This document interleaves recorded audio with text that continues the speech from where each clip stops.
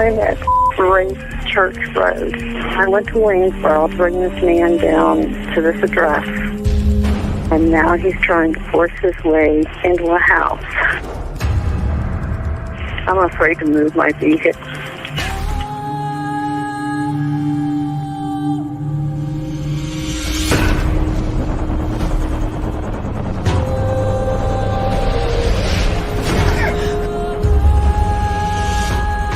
Just fighting in there. It's inside the house now? Yeah. You have your doors locked?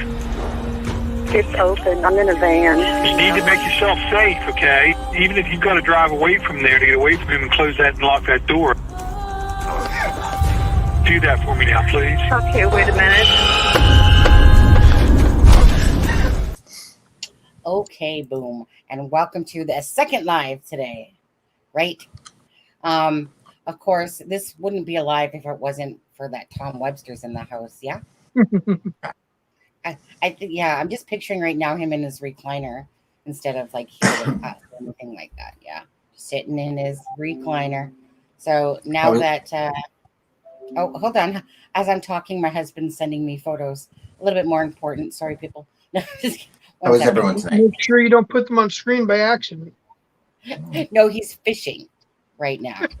But he told me that he says that the seal is starting to get under his nerves because the seal keeps popping up. And he feels like it's like eating all the fish. And that's why he hasn't caught anything. So that's You're not supposed to go to the aquarium to fish. Mustang, thank you so much. Thank you, Mustang. Thank you, Mustang. Mustang, 1965. Okay, Adam, can you say some hellos quickly? And Mustang, Absolutely. thank you so much for the super sticker. I'm just gonna see what my husband's sending me quickly. So, be right back. Okay. Excellent. Hey, Tommy Baker, Precious Metal, happy birthday yesterday. Was it yesterday? Or whatever day it was. Happy birthday. Oh, happy birthday. Karen Bentley, good to see you. Shelly, always good to see you. It's a criming shame. Hopefully she can behave tonight. Callie, hey Callie, thank you again for the super chat you did earlier today. That was really sweet of you. Sharon Parker, good to see you. Uh-oh, Lisa's in the house. Lisa said I have the recipe for lean cuisine down. Time cook 2:30 start. Wouldn't know anything about that, Lisa. Miss Dog Lover. Miss Dog Lover was our guest earlier today. Thank you for joining us at 2:30 in the morning in the UK. And then we have Lisa. Wow, way to hog the chat there. Tom Webster. Hi, must be a new viewer. Welcome to the channel. Mustang. Hey, good to see you. And then I believe Rescue All the Dogs. Good to see you. Sees through, always good to see you. Tom Webster says I'm fully reclined in my chair and ready. Jamuki Dookie.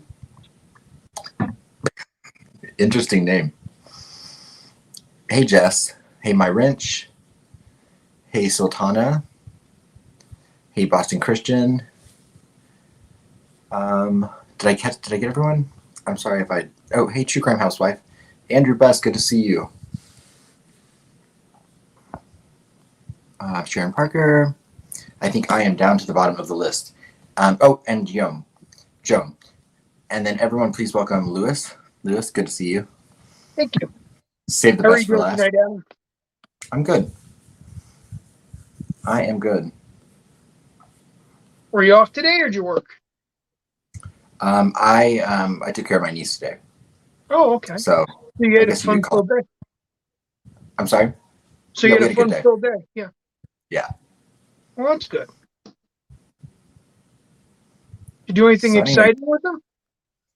We built blocks and we went out and got the mail and we went on a walk and we watched TV. So, pretty much A little bit of variety, a little bit of everything, huh? So you had a good time. A little bit of everything. Okay, I sorry. worked on a video. Mm-hmm. Mm-hmm. Welcome back, Hi, Sunny. Andrew. Yeah, you know what? I'm gonna have to show you guys a picture. Again, that's how we roll around here.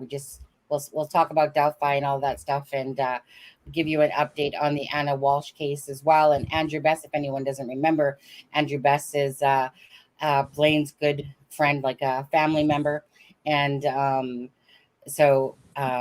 Andrew is in the house tonight. Look, if you guys don't remember him, anyways, him and Blaine did this really funny live video that we did as well on Blaine's channel. And Blaine is our friend that had passed away back in, I think, was it October 16th, Adam? I always, for some reason, have October 16th of 2022 from an overdose, sadly. Miss that Big Red very much so. And if anyone remembers, Andrew had, popped on our live a few times as well. And, Andrew actually was just telling me today of basically he was saying that some basically people had, or someone or some people had stole all their stuff, like fridge, stove, everything out of their home in Indiana, I believe it was, right, Andrew? Again, Andrew, you know what? If you have a Cash App, Andrew, and want to drop a link, maybe there's people out there that would like to perhaps contribute to helping you guys out. They had a child, of course, back in January. Well, actually, when was your bouncing baby born again, Andrew? And so Andrew is with Phoenix, and again, we helped out Blaine's children. If you guys remember, a lot of people contributed for donations for Blaine's kids for Christmas time. That was such a big thing. And then, and then we showed pictures of what the children had each bought, and it's just really sad that there's people that really suck in this world that do such horrible things to people. And again, I think like Andrew said, okay, so Andrew's Cash App is right here, you guys. If anyone has any extra few dollars, like, so he didn't ask me to say anything, of course, about this. I had just seen it earlier. He had messaged to say that, basically that someone had broken in or whatever, stole all their stuff, like literally all their stuff, like everything. And he says, that's it's one thing to steal their stuff, but like they stole all the kids' memories and stuff like that, like all the things that were, important to the heart and stuff like that. It's just really so pathetic that there's people that just, do you know what I mean? Like I said, people walk around hurting other people, impacting people's lives, and it always gets me when stuff like that happens. They just, like I said, they're just pieces of craps out there in this world, have no remorse for anything, just do whatever to other people's lives, walk in it like a freaking tornado, self-destruction, and do that. So again, this is Andrew Best's thing. Well, maybe we'll do all alive together at some point here soon, Andrew. As well, and you can tell us about everything. Get us back up to speed and date with you in Phoenix, saying a little bundle of joy there. He sent me this really cute picture today, and it's so cute. Angie, do you have insurance to help recover this stuff? Yeah, I'll let you answer that because obviously I don't know, Andrew. I know that not everyone's supposed to have renters insurance and home insurance and different things like that. Everything Phoenix has gained over the last 10 years of being on her own was taken. Yeah, exactly. Sorry. Yeah. And give Phoenix our love as well. And again, and congratulations on your child that you guys had at the beginning of this year here as well. Oh, sorry, you guys. Before I forget to, so I'll just bring this up. So biggest hugs for you, Andrew, and thanks for coming in to the live. And again, sorry about what's going on there. And you can talk with the people in chat, throughout the live too. On there. But anyway, so my husband just sent me this picture. Okay. So hold on. So this is Ryan here. That's my brother-in-law. Okay. And this is Spencer, a guy that my husband works with. And so Spencer, it was actually on Spencer's line, and he let Ryan bring it in. So my husband says that there's a 5-minute video of Ryan reeling in this thing. So I'm sure that Ryan is absolutely ecstatic that they got this, whatever. That's a weird looking fish. Lewis, you might be able to see that. You might be able to see that fish from the Monahan High Bridge. Right. What kind of fish is that? Was that a catfish? It almost looks like a catfish. Or is that a carp? I don't know. I'm not really this fisher person. I'm an expert. Okay, go ahead, expert. I'm going to say that is a... Let me ask my husband. It's a catfish or a carp, yeah. You know what? It's a sturgeon, Laura. That's a sturgeon. Catfish sturgeon. Wait. It's a catfish sturgeon. Okay, well, a sturgeon are huge. Like, huge. Not a carp. Okay, let me ask my husband. I think it is a sturgeon. What type of fish? Okay, so my husband says he is well happy now. That's what always gets me about that British talk. Miss Dog Lover? He is well happy now. Perfect sentence right there. He is well happy now. Definitely a shark. Looks like a cat. Okay, let's see what husband's saying. Husband's saying it is a sturgeon. It's a sturgeon. Okay. See, you just have to listen to me. Okay. All right. Okay, fine. Because all I know is that back in the day, my ex-husband's cousin caught a sturgeon, and that thing was like on a boat, like huge. So what I'm hearing you say is your ex-husband's sturgeon was bigger than your new husband's sturgeon. Yeah. Is that what you're hearing? Not true. Not at all. But yeah, that's like maybe it's a baby one or something. I don't know if they're putting it back in the water. Don't ask me. My husband's my husband likes to fish, but this isn't his fish. This truly would be Spencer's fish. So maybe Spencer likes his fish food. We personally, my husband and Ryan or whatever, we would just put it right back in the water and be like, thanks for landing on the line. Have a good day. There you go. Back. Yeah. A Boston. Okay. Young sturgeon. Oh, maybe have to be released if it's a sturgeon. Well, I don't know, because sturgeons are allowed to be caught. I don't know. Yeah. Adam is absolutely an instigator. Yeah. What would the live be if Adam didn't instigate a little bit? Maybe it's a sturgeonoid. Okay. That guy on the right is kind of cute. Are you talking about my brother-in-law? Yeah. You talking about the guy with the glasses on, without the hat? If so, that's my brother-in-law to my husband, of course. He is. He's 6'3", if that's the one that you're talking about. Well, they all look cute, to be honest with you, don't they? Let's just take a better stare here. Let's just get right on. Let's just get, then it starts getting blurrier. Oh, they all look well on nice, eh? I can appreciate my brother-in-law, too, because he's, he's a decent looking cute kid. Yeah, he's like 10 years younger than my husband. He likes to game. He's not really sociable. So if anyone can overcome that, Ryan is single.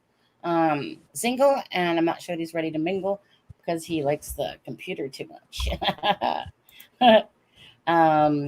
So yeah, him and my husband work together, and yeah. Anyways, so all I know is right now Ryan probably has this biggest smile on his face for sure, and I'm gonna hear all about it when they get home. All right then. So this is probably prompting them to even want to stay longer now. Now they're going to be like, now they're going to be like, oh, let's cast out some more. Ryan's probably all like, okay now. Okay. Anyways, you guys, sorry that this live got off to a little bit of a weird start somewhat, but that's how we roll here. So again, absolutely, Phoenix and I miss you guys. But yes, we have insurance. But could you make a list of all your belongings to equal the coverage amount? It's damn near impossible. Oh Right. yeah, yeah, right. No, exactly. But yes, we have. Could you make a list of all your belongings, right, to equal the coverage amount? You know what? Yeah, and that's just one of those things. Yellow. This was clothing, 5,500. This, that, this fridge. Da da da. It's one of those things that is always gets me. Is when victims basically almost like get victimized themselves in a sense because they're the ones that have to pay a deductible or go through all the process of when somebody hits and runs them and stuff like that. And it's not a fun process. I'm sure I've never had to deal with it myself. I just know a lot of people that have had to deal with it. Lewis, have you had to deal with insurance and stuff like that? I'm sure. Yeah, I have all kinds of things like that. So Yeah. it's not an easy process sometimes. They make it pretty difficult, and usually they want proof of things if you've not actually verified it with insurance beforehand, and it's hard to provide proof if everything's stolen. So it can be a tricky process. hmm Yeah, like I said, I'm not gonna knock on wood here so far, but is that members, Miss Dog Lover, who called me? I was in the toilet. Miss Dog Lover, isn't that how you ended the last live today when you were on it? Why did I just get really short? I just got really short or something. Huh. Weird. Is that better? Yeah, it's better. Okay. I think when I knocked, probably the camera moved a little bit. Now I'm like gonna sit high here. But anyways, Miss Dog Lover, obviously didn't want to interrupt you when you were on the little wee wee there. I can't even remember what I said anymore. I sell sturgeon insurance. Hit me up. This is still wrong to me. Anyways, you guys, again, Andrew, thank you for joining us or coming to the live. And again, hopefully, well, like I said, life, right? It's a roller coaster ride up and down and all around. And sorry to hear that stuff happens here. Sunny makes me need to wee. Okay, that's just the booze talking. So when she sent us money on PayPal earlier, was it yesterday now? Yeah, yesterday. Um, Obviously, it wasn't just for our own alcohol. She probably went and scoffed some herself down there. Didn't you, Miss Dog Lover? I got 40,000 for just under $10 for renter's insurance. Yeah, thing about insurance though is typically when you have to use your insurance, it's almost like you're blackballed on their list after that. Like they want your money, but they really don't want to have to pay you out. They just want the money. um, that no fibro's account. Okay, you guys, let's quickly watch a little clipping to do with Anna Walsh, and then we'll get into Delphi. Okay, so Anna Walsh, if you guys remember, we reported on this case back a couple months ago. This was about a mother of two, Stephanie. three Boys. Three boys that on basically January 1st, New Year's Day, just disappeared, right? A husband is basically a piece of crap slime ball. And he was, not only did he steal like over about $1 million from his father, he also tried to sell, what was the name of those paintings? They were two Andy Warhol paintings, or fake Andy Warhol. Right. And he had the credibility of the fact that he had already sold real ones in the past. So, he very likely could have gotten away with it if he, had it been caught. Just a little down there. There we go. That's better. Okay. Exactly. And so there is an update to that case. If you guys don't know, remember they haven't found her body, and it's like, it was probably like ground up, whatever, put into the dumpster. Incinerator. Incinerator. Again, but anyways, will be an update for this. Adam had sent me this earlier, so let's quickly play that. Stop screen. Hi guys, we're having close and personal right now. Hey, what's up? Yeah. Lewis, smile. You guys, Don't you like Lewis's waterfall?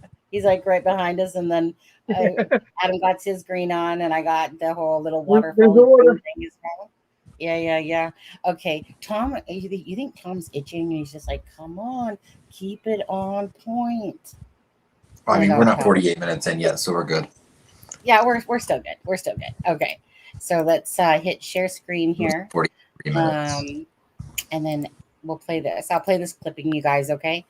And let me just back it off for a sec. I think here. Come on. Where's the play button? There we are. Hit play. Play. There we go. Where's the volume? Oh, there it is. Prosecutors presented new details. Brian Walsh shook his head as his charges were read aloud in court Thursday. Guilty or not guilty? Not guilty. Prosecutors presented new details about alleged trouble in his relationship with his wife, Anna Walsh. In December of 2022, it had become evident that Mr. Walsh was suspecting his wife of having an affair.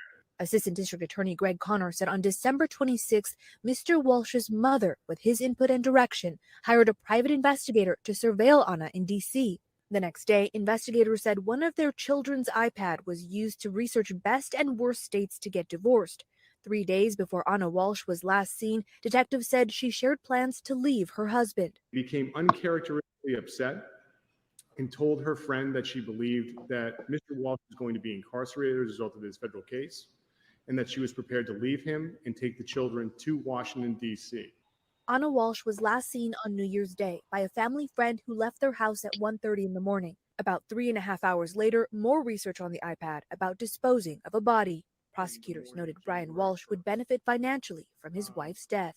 In total, her life insurance is over $2.7 million, where the defendant was the sole beneficiary. Walsh's defense attorney denied the suggested motives. In that 4 months, there's been no body found. There's been no indication of if she died, how she died. There's no murder weapon. It could easily have been disaster. Surveillance video capturing the moment a Michigan bus.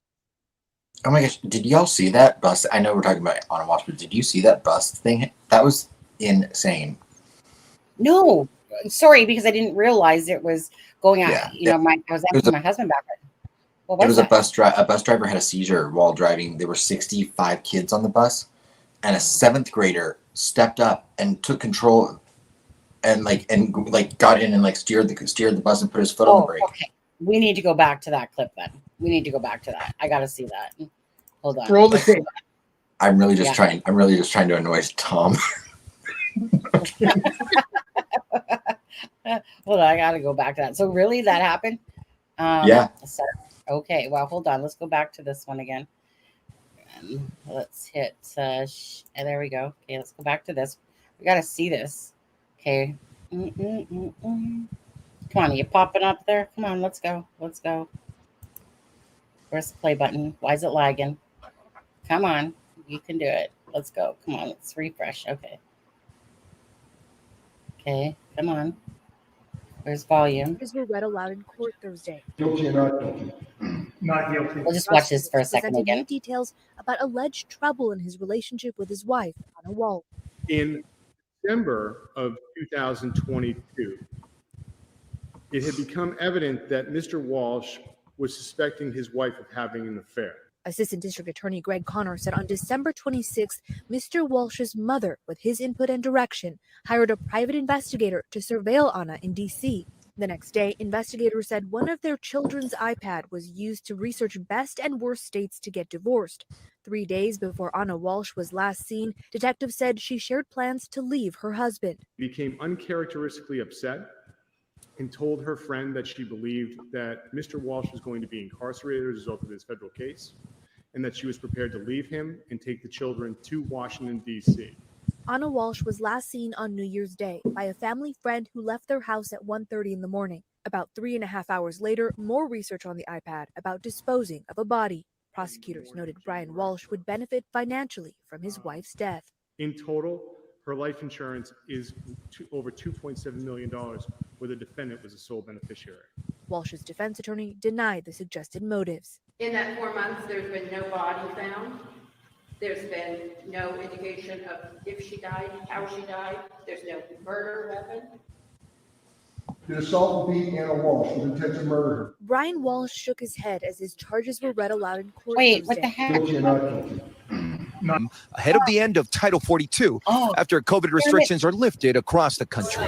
Here, What the heck? Tom, Jinx, Tom. And then they start talking about the C word. Yeah. So Adam, I got you, Sonny. yeah, send me the clip. I Okay, got it. Tom called it. Of course, and they had to burn us with one that was talking about the C word. Here you go. I sent it to you. Okay, go figure.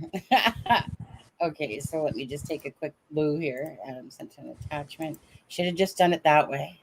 Okay, you guys, let's see this one. Yeah. Yep. All right, let's go. Seventh grader. Let's go, seventh grader. Come on. What the heck? What is going on with this? Okay, here we go. Okay, so let's see here.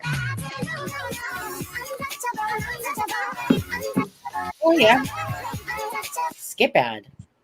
Yes. I'm standing at a house. Who lives here? Well, a hero, a 13-year-old seventh grader. Why is he a hero? Well, because on his voice is annoying. the bus home from school, his bus driver had a medical emergency. And that is when Dylan stepped in and took over. I don't care. Someone call 911. That's 13-year-old seventh grader Dylan Reeves on the bus home from Carter Middle School in Warren on Wednesday when the bus driver apparently passes out. He got to drive the bus. Well, sort of. An experienced bus driver apparently recognized she's having a medical emergency, taking off her hat, as well as calling him saying she has to pull over. That could have went really bad. That could have went right into the building or to the house. It could have hit another car. Anything. But none of that happened. Calmly, Dylan was able to stop the bus and then get help for the bus driver. I think we're more worked up than he is with it. The superintendent of the Warren Consolidated Schools held a Thursday press conference. Dylan showed up but didn't say anything. It's amazing. And so this is like, it's such a good feeling to be so proud. And even the mayor of Warren is going to honor him. I'm going to present him with a resolution of appreciation for his heroic actions that go above and beyond what most people would do. And I understand that there are more awards for Dylan. He will be honored by the mayor at the annual State of the City address. So who is Dylan? Well, he plays in the band. He also plays hockey, and he is a member of his church youth group. So how about the bus driver? We are told that the bus driver actually is in stable condition, all thanks in part to the quick work by Dylan. Dylan, that 13-year-old seventh grade hero. In Warren, Charlie Langton. Okay, I'm not gonna let. I felt like I was being pranked for a second. I'm like, really? Not only do I get the C video after, then also I get this guy's voice that's going like, yeah, I got Dylan, yeah, or was what white or whatever his name was, yeah. Anyways, first of all, I thought it was a man that was in the front of the bus, not a female, until he said it was a female.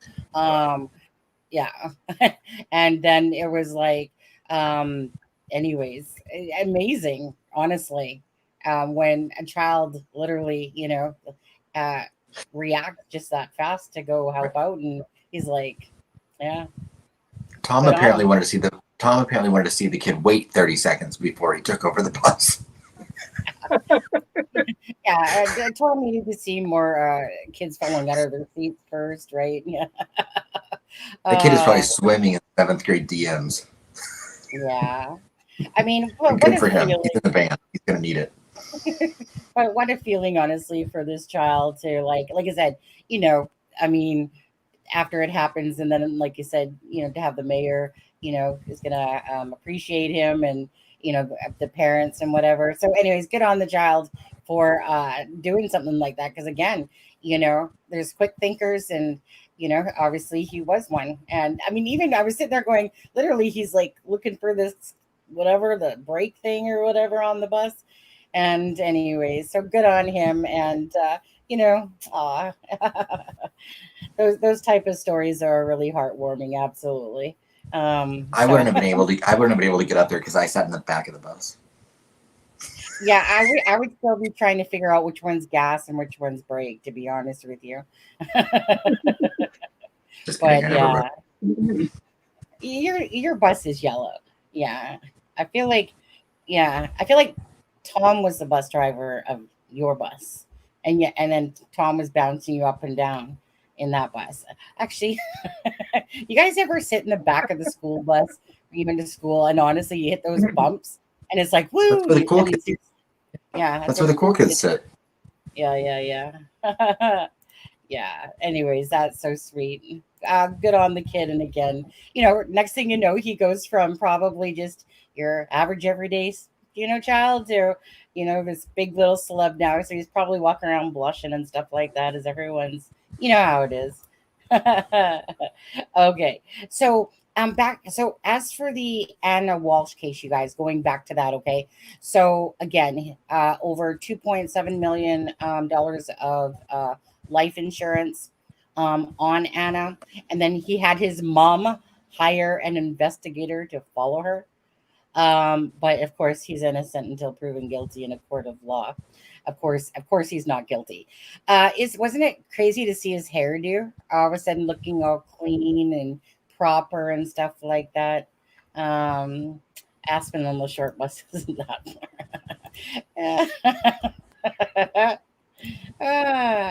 You're gonna have to make a video and put Adam in a yellow bus, just for the sake of it, Hi, support staff. Hey, everyone that's in the live, and welcome to the live.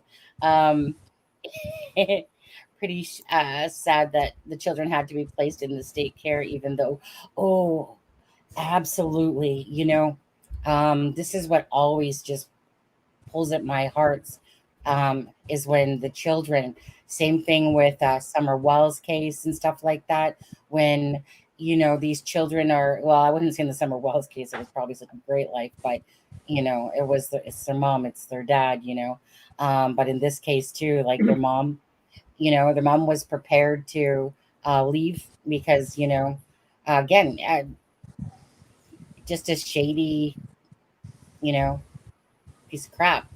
And so it's just so sad when you think about the children, how in just moments people's lives, doesn't matter, right, can be switched upside down just like that. Now these children, again, their mom's not there, their dad's going to be freaking in jail for prison for life.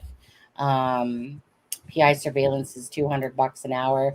I mean, you can't tell me he didn't, like, they said, like, he didn't, basically, like, no, of course insurance had nothing to do with it, of course not. I mean, he had so much money that he stole $1 million from his own dad, right? He is a con man that sold Andy Warhol paintings. Of course, he had nothing to do with her going missing, on, of course, the January 1st. So ever, that's like saying Brian Koberger's innocent. That the guy's got so much probably evidence stacked against him. But of course, these people are innocent until, for entertainment purposes only. So it's just hard, when you, when somebody's just blatantly lying. Go ahead. Oh no! I was going to answer. I was going to answer Jess's question. Yeah. He's back with his family. So I know there's an investigation, but as of right now, he's still with his family. Ray, is that I need Ray? to follow up on that. Yeah. Yeah. Mm-hmm. I'm not sure what you guys are talking about with the t-shirt boy. Myself, I got all my sisters. Do you remember? You remember the boy that ran away with the stuff written on the shirt? Oh yeah, you're talking about that boy. Oh, okay. I thought there was a different boy we were talking about here, something different. Scotty. Scotty. Yeah. I know there's so many names that are floating in and out of my head. I don't know the case or dollars. You're talking about Anna Walsh there, Jamuki. And let's see here. The state of family placement was not an option. After all these kids went through, they may have been separated, but his mother spent dollars to spy on the daughter-in-law, but not to help the kid. Right. Isn't that crazy? Hey, mom, can you hire an investigator for me so I can spy on my wife because I think she's having an affair? And of course, he's Because my Googling. ego is so fragile and I can't afford to do it myself, so I'm probably I going to know. kill her for the insurance money. Sorry. I know, right? And I know. Ugh. Ugh. I can't even, there's some people's faces you can't stand looking at. His is one of them. Yeah, exactly. And so, hey, yeah, like, let's look up how to divorce somebody in what's the best On state my to, son's iPad. yeah, on my son. Yeah, I know, right? Okay. I mean, the guy's a total schmuck. Okay. Not only will he be found that he's obviously involved in his wife's murder, he's just smuck. Just a smuck. Just a loser of life. It's those type, the ones that are just losers in their own right. Can't be honest, can't be decent. Nope. Yeah. Take out the wife. Leave his three. Hey, Anna. Oh, and by the way, yeah, my husband said sturgeons. Right, they're illegal to keep, so you got to put them back. Because I said, are you guys keeping it? And you guys know that they're illegal, so you can't keep them. Shelly, I wasn't sure. Shelly made a comment at the very beginning of this live earlier before it started, and Shelly had said something like, I did something promotional for this channel. And Shelly, did you ever answer me back to that question? All I have for a few days. Oh, well, Shelly, thank you. First of all, we never.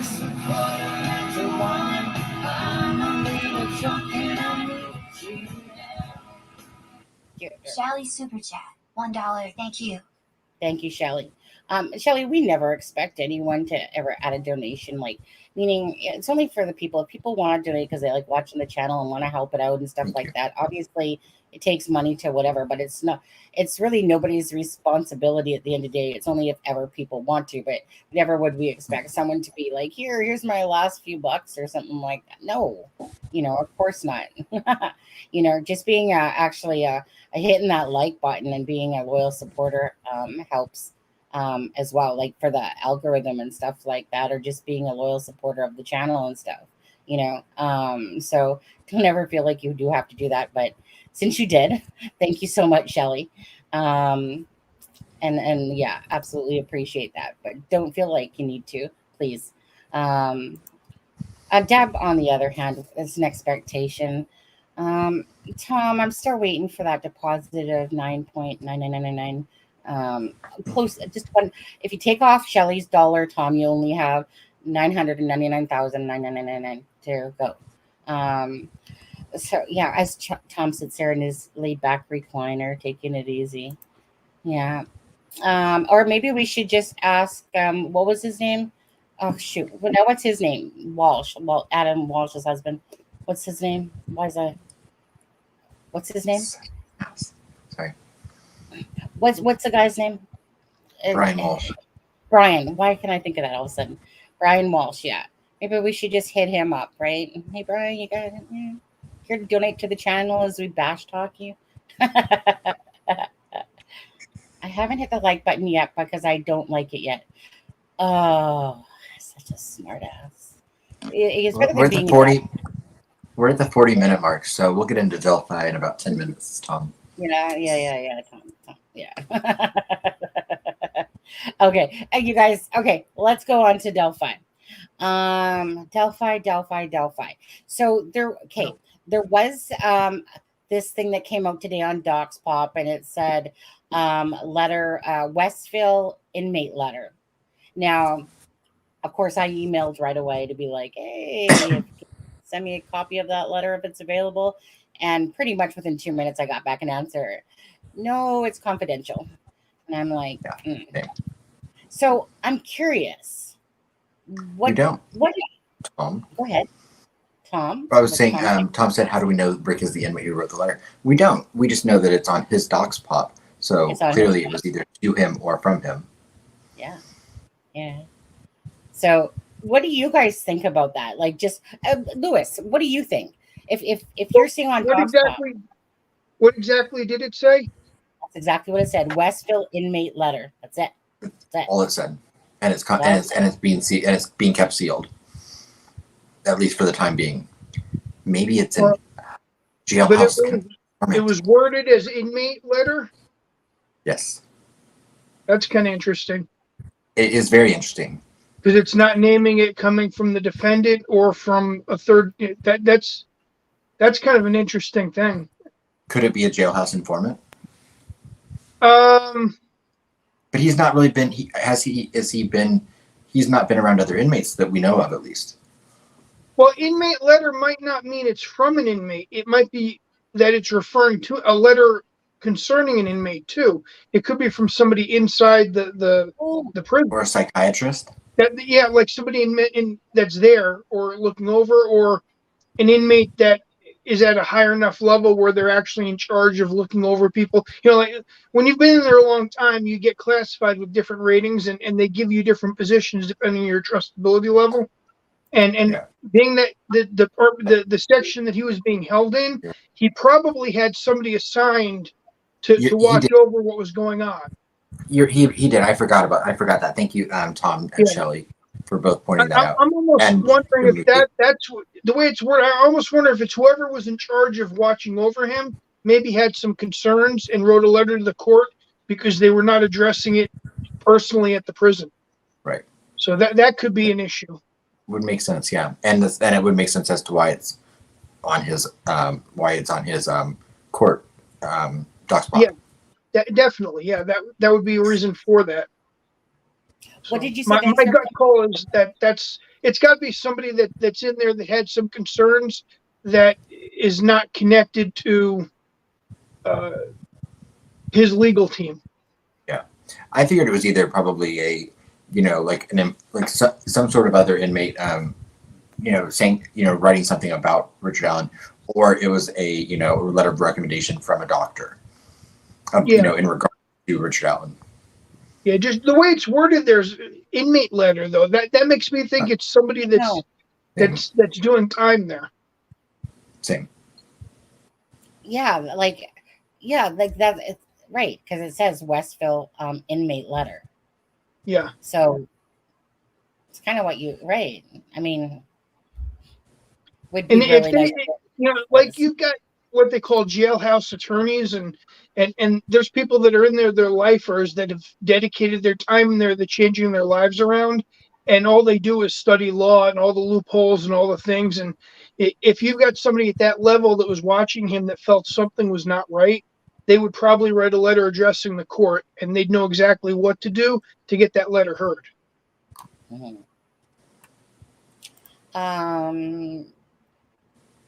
Inmate Rick told me he precisely killed with a knife. I want my sentence reduced for my testimony. Yeah, well, we'll see. I guess. I mean, one day we'll see. I guess, eh? Yeah. I'm gonna say he's got no contact with anyone in there, so there's nobody in there that he's talking to. He's in segregation.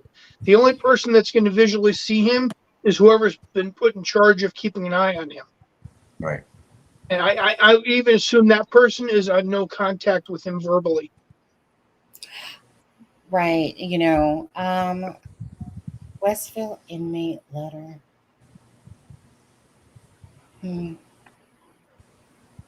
Yeah. Little brother. Did anyone see the picture of the little brother hugging his sister, told her how proud he was for graduating preschool? Deborah, what are you... I'm sorry. I'm trying to figure out what you were talking about.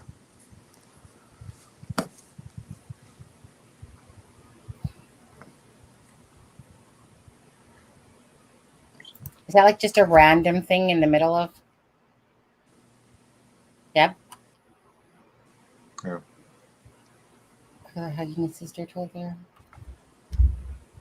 You're gonna have to expand on that one. It must be obviously a different whole story.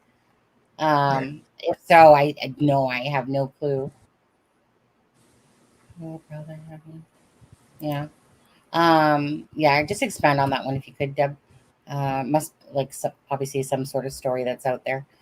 Maybe he never confessed to an inmate, but maybe they hear him talking to himself.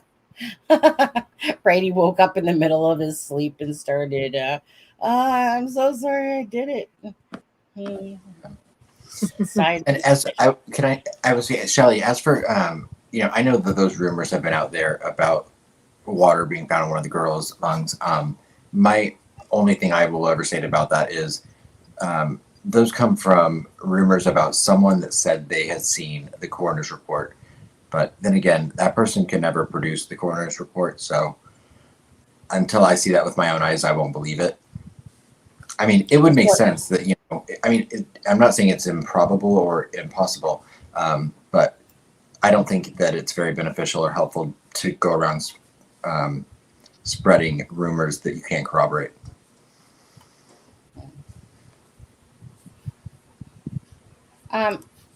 Yes, Mustang, his name is Tom Webster.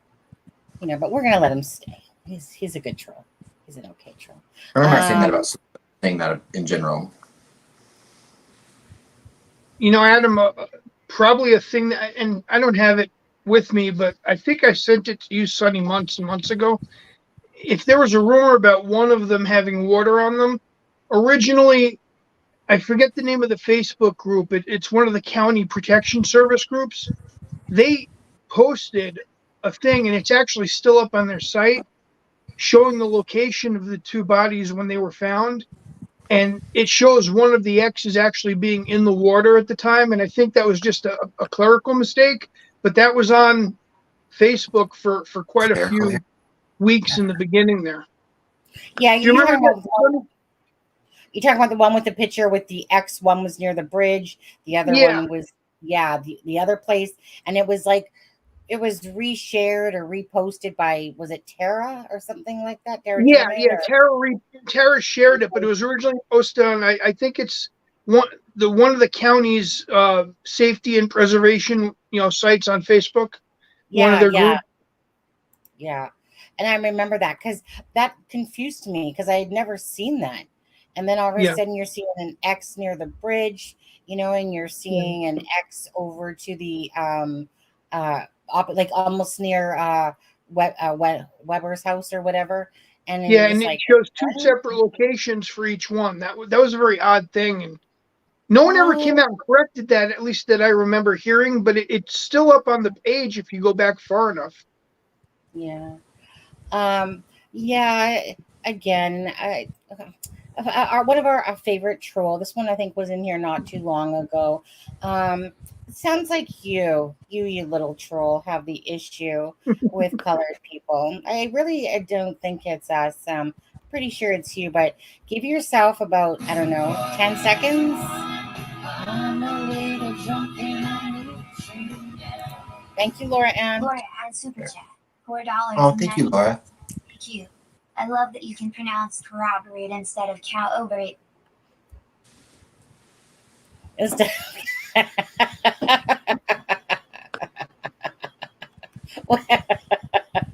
on. Let me just block this person. There's a little troll. Bye, troll. Go make another name. Is anyone going to boot the troll? Yeah. Well, obviously no mods. I did it. I personally did the boot myself there.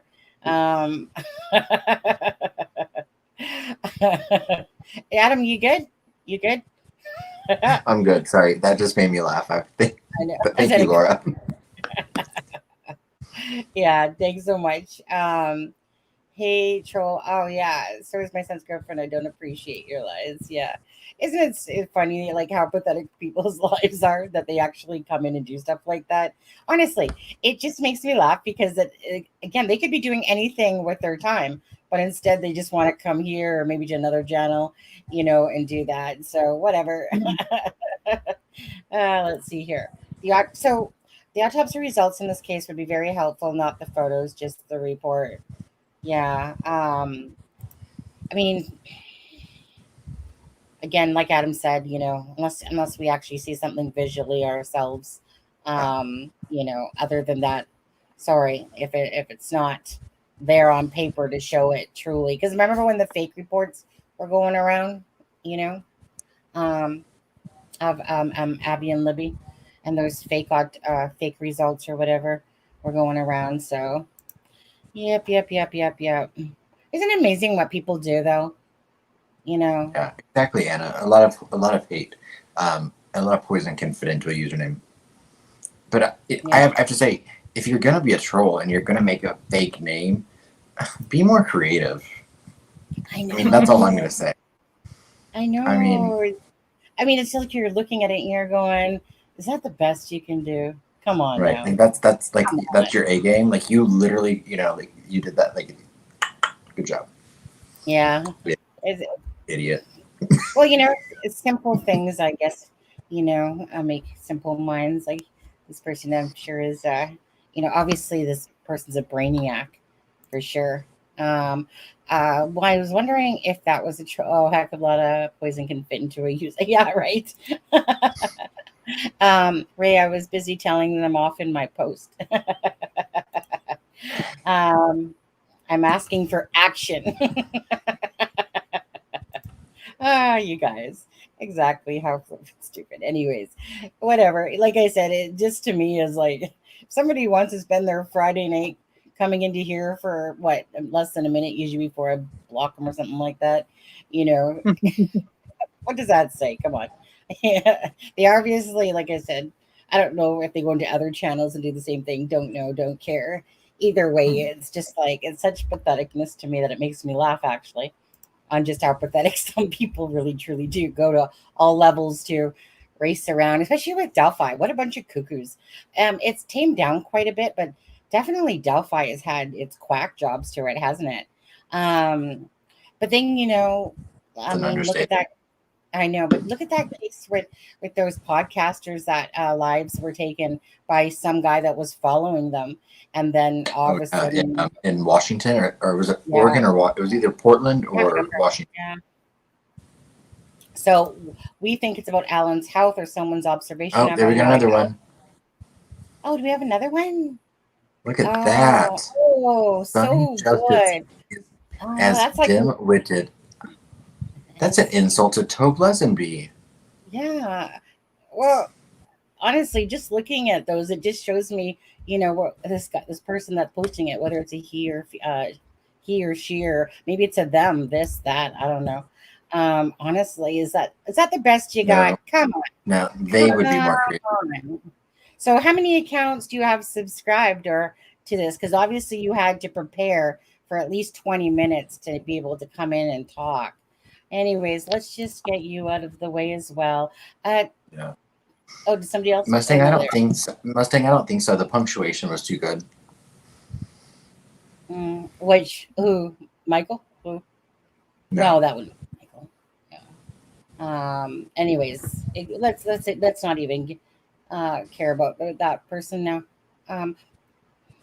Like I said, you have to have been a sub. It has to wait 20 minutes when you sub to be able to talk. So obviously this person was like, "Oh yeah, it's Friday night. I'm getting ready for you, Sonny Justice. Come on now."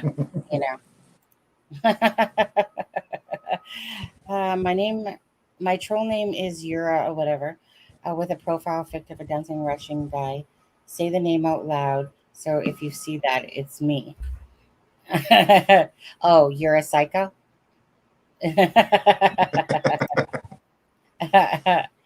Asshat. No, I didn't even think it's asshat, to be honest with you. The name is just a little funny. It's like nothing funny. Anyways, let's see what we got here.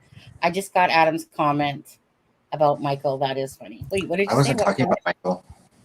Yeah. I was talking about asshat. Oh, you were talking about asshat. Oh, okay. Yeah. I said the punctuation's too good. Oh, like I said, the manure. Right, exactly right. Is that what you were referring to? Yeah. Yeah. I agree, Lorianne. Try harder, right? I know. I'm sure. I'm sure that person's going to wait another 20 minutes and come up with another one.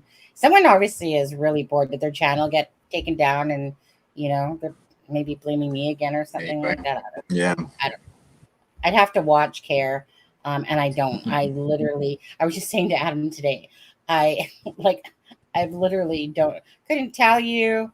I can't tell you what really any channel's doing, to be honest with you. I can tell you maybe one, perhaps, and that's about it. I will say I did watch an enthralling part 1 of 2 Debbie Lowe videos the other night of the Carroll County or Delphi primary for mayor and city council.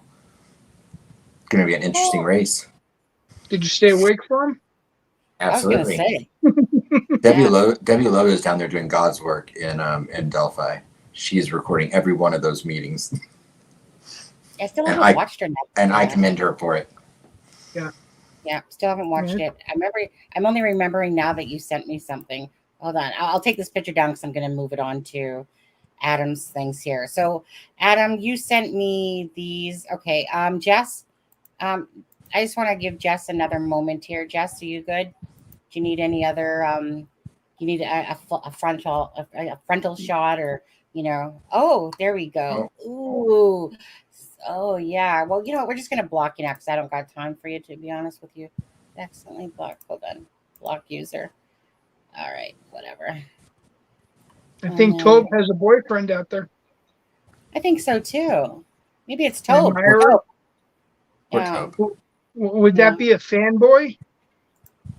Yeah. Okay, let's see. Do you want to start off with this one, Adam?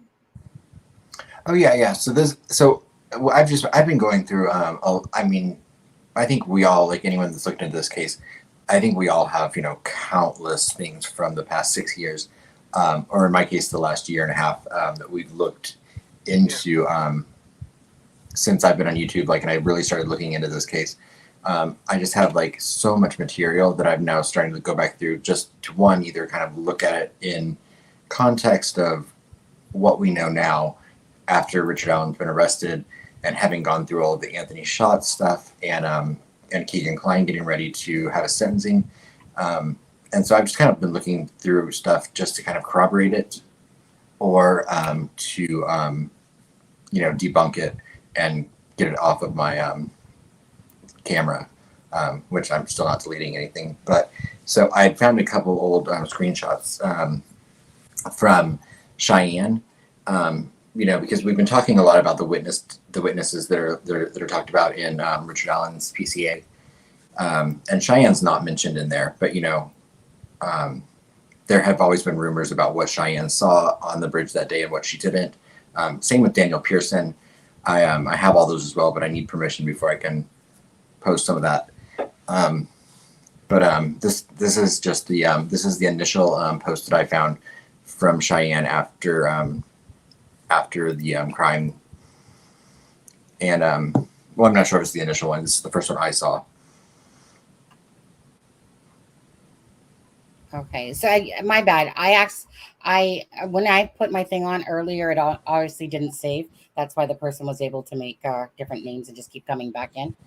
That's why I changed it to 35 minutes for a subscriber to be able to talk. So when I was doing it, I thought I'd clicked that or whatever. I thought I clicked on it, but I guess I didn't. So that will stop that for now. So, okay. And then, sorry, Adam, I'm going to bring up this one. Well, Lewis, did you have anything that you wanted to comment on with regards to it? Or? No, I haven't read it yet. I can't really see it, and we didn't read it yet, so. Oh, I thought that's what you were talking about, Adam. Sorry. No, I was just explaining kind of why I was showing it. Okay. And it's not because there's anything new or necessarily anything with it. It's just I figured, it's been a long time since some of this stuff's been gone over, and I figured, in regards to the fact that we have Richard Allen now in our minds, it's kind of interesting to look at some of this stuff.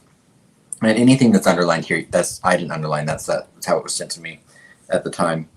But I did go ahead and block any pertinent information about her identity out, other than her first name.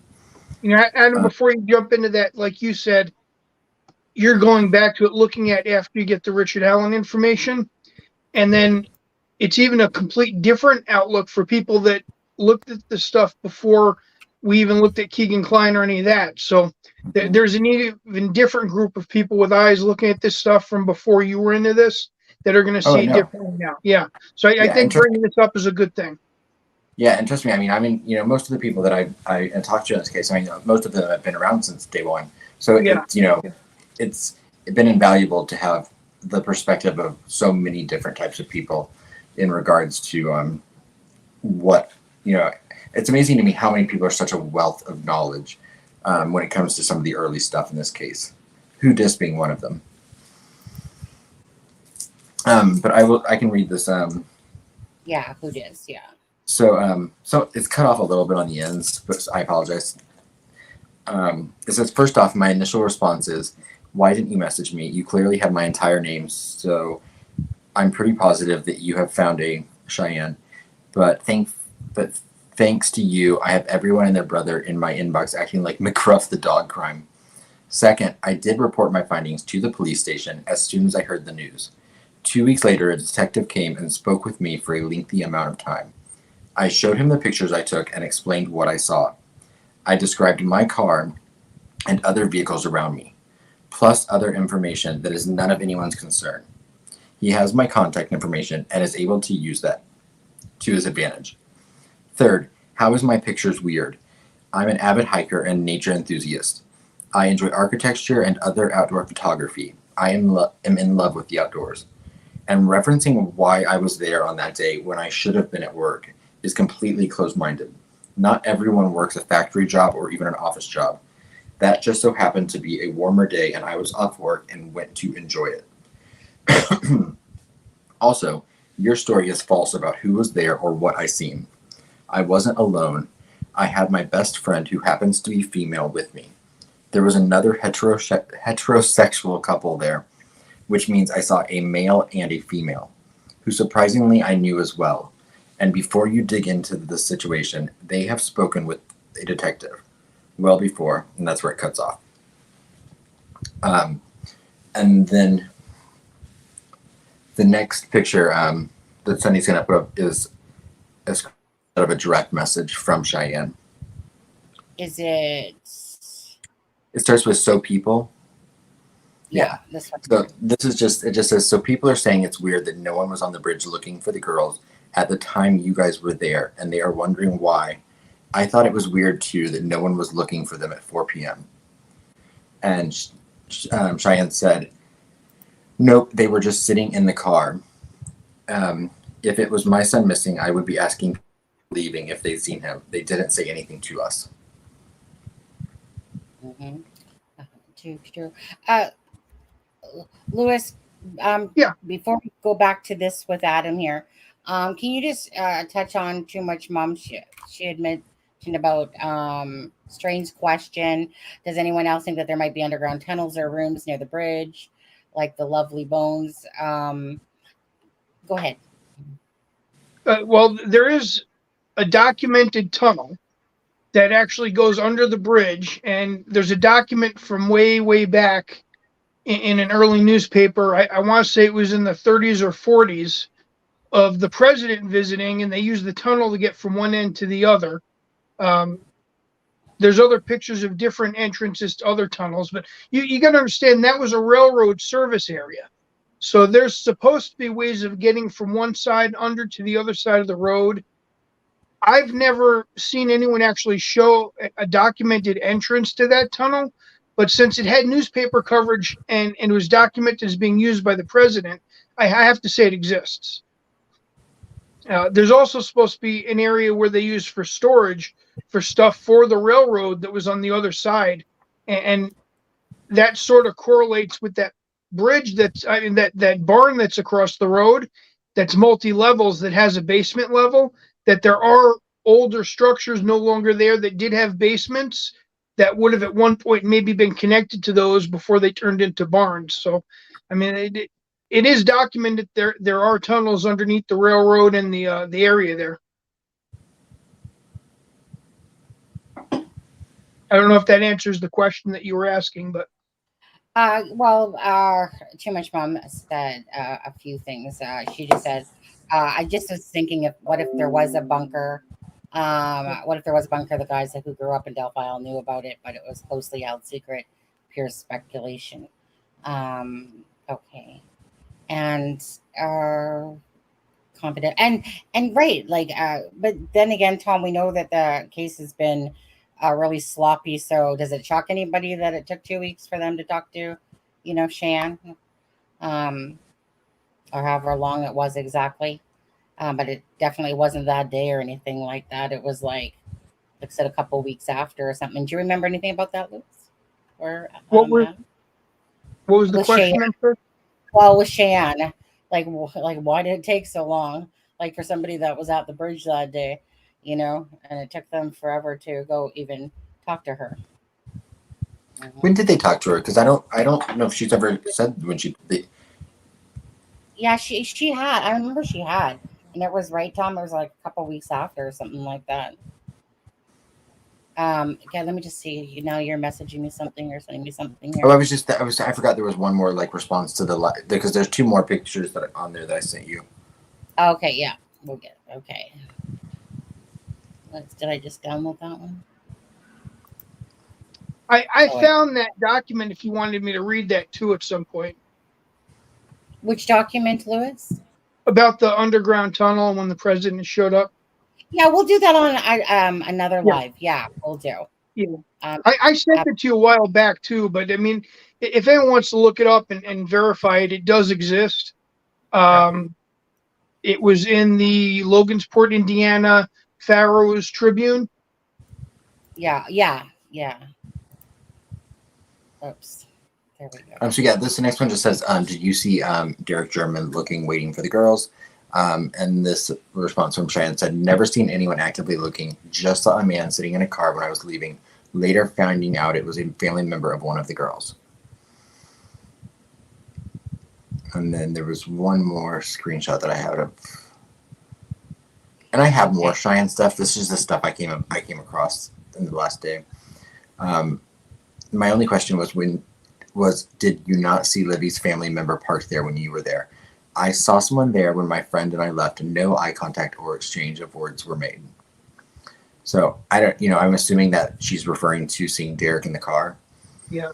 And then the other thing Sonia just pulled up a minute ago was just a response from Becky Patty about this that says nobody says anyone was with him because there was nobody with him. Mm-hmm. And that was just in reference to Derek being alone when he came. And all, and all the Derek German stuff that, when he got there, a lot of that got misconstrued because it really goes into the whole Daniel Pearson conspiracy stuff with Flannel Shirt Guy. And did Derek German see Flannel Shirt Guy? And did Daniel Pearson describe Flannel Shirt Guy as that, and that is who he did. So when Daniel Pearson sat down and talked to the police and did a sketch with the police, he did it in reference to Flannel Shirt Guy, and I have the evidence of that. I just don't have permission to show it, so I would have to get that before I can corroborate it. Yeah. No, Tom, I don't recall it being at the same time, uploading at the same time. Cheyenne's was a totally different time that she uploaded her pictures. It was well after a good hour or two after she left there. I just actually read that, to be honest, and it might actually be in here. Let's just see what people are saying in the comments. Wonder if RA had a mismatched tire. I watched one of those remote viewers that saw a car with a mismatched wheel on there. Oh, yeah. Never heard anything about that whatsoever, but anyone that doesn't know what a remote viewer is, it's basically a medium that remote views from their home and looks at the supposed crime scene and stuff like that. But yeah, I mean, who knows what will come to fruition in the future. Tom Webster, I was just wondering if it would indicate the speed they were crossing that bridge, but guess not if they were both uploaded together. I don't remember anything about if you're talking about Cheyenne's pictures, I don't remember anything about the same time of being uploaded. So unless you can show me something, Tom, Otherwise, Well, I've personally never seen that. I know that Cheyenne's. I remember she said that she left at like 4:00. So I always thought that was after. Yeah. And like Daniel Pearson, he was there at like 3:15. Well, I think it will talk about it in here, to be honest with you. And I'm talking about Libby uploading her. I'm talking about Libby uploading her 2 pics. So there we go. Clarification right there. Okay. Right. At the same time, Yeah. I think if I'm not mistaken, like I think if I'm not mistaken, there was quite a handful of pictures that were actually uploaded. But Right. we only ever seen the one, But if I'm not mistaken, I always remember it being said something like 10 or 12 pictures, like there actually was taken in a sense. I'm not exactly sure how many were all uploaded, but I just always remember that it was about 10 or 12 pictures. But obviously, we're just seeing the one of Abby on the bridge that day. And Mark, as for Derek, no, Derek has vocally kept quiet. He's never attended any of the press conferences, done any interviews. No, so he's basically just stayed in the backdrops of it, whereas Mike and Becky, Patty, and Kelsey have taken the forefront of Abby and Libby, and Derek German doesn't say anything really, and that's why a lot of people have a hard time with that because of the fact that he hasn't said anything. And and it's one of those things, everyone handles things in a different way. I mean, obviously you guys know the family was getting the attack left, right, and center by lots of people. And really, I think according to what Becky and that was saying was that it was after seeing how other people, the family members, are being targeted, he just stayed quiet. So that's why a lot of people speculate, like, why is he staying quiet?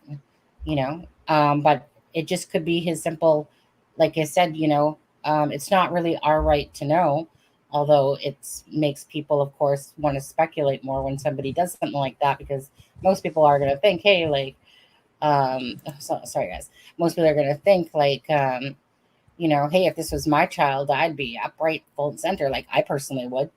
You couldn't stop me from talking, to be honest, but not everybody handles everything the same way. And who knows what goes on behind the scenes of what him and, Mike and Becky and that talked about, I can only imagine if Derek would have spoke. I mean, everyone else, like, there's been the most ridiculous claims of Kelsey and, the Patties and different people and stuff like that. Horrible thing.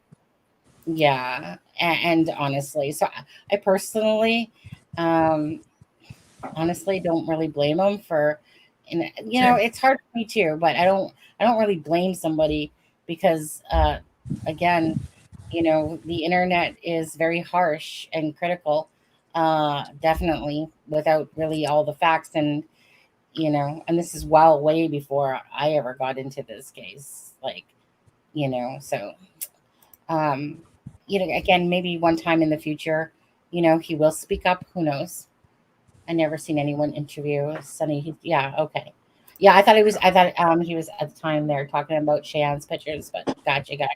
It's hard to see everything in chat, when it's going by. Libby uploaded to Full Bridge and Abby. Okay, so was it 2 that we had seen? Did we see the Full Bridge? Is that the Yeah, remember the other Full Bridge was the 2:07, and then Abby's, or no, the Full Bridge was at like 2:00, and then or 2:05, and then Abby's was at 2:07. I think you said 2:06, Tom. Okay. Actually, no, to be honest with you, Adam, I didn't know that. I only knew about the 2:07 one. I never heard. Yeah, I think the first one's black and white, and it's like of the length of the bridge. Yeah. Okay, I know which one you're talking about because I just happened to see that picture yesterday, as a matter of fact. Yeah. Okay, I'm gonna scroll down, guys. Sorry if I'm missing, but need to try to. Sonny, what is this website we're looking at now? Okay, so so let's kind of go through this a little bit here and talk about it. So this one is called Truth Tellers, and I find it very informative. There's some good sites out there that do have some good information, and then they post things to go along with it. So this says, obviously we know that Abby and Libby were dropped off at around 1:35. Libby's sister Kelsey dropped the girls off. They had made arrangements with the father, Derek, to pick them up. So this is right here is Jamie Bauer, or Boyer, whichever, is with Michaela Hartman. And we all know Michaela Hartman is Michaela Babcock, which is a good friend of Garrett Kurtz, but also Libby's cousin. So this post says, okay, everyone, I need help. Libby and all right. Somebody has a small little key. They went to walk the trails around High Bridge today, and we have no contact for the last 4 hours. She is not answering her phone. If anyone knows anything, please call Carroll County Police Department. So again, this is just kind of showing you guys stuff, again, this is 2017 stuff, and so it's always good to go back and look at it and see exactly what's being said, because that's usually where the truth lies. Like, a lot of things will lie around the beginning of when this case started. When people are talking,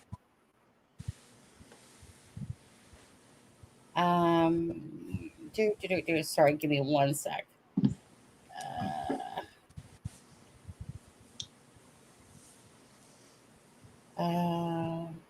Okay, I'll look at that later. Sorry, an incoming message on my messenger there.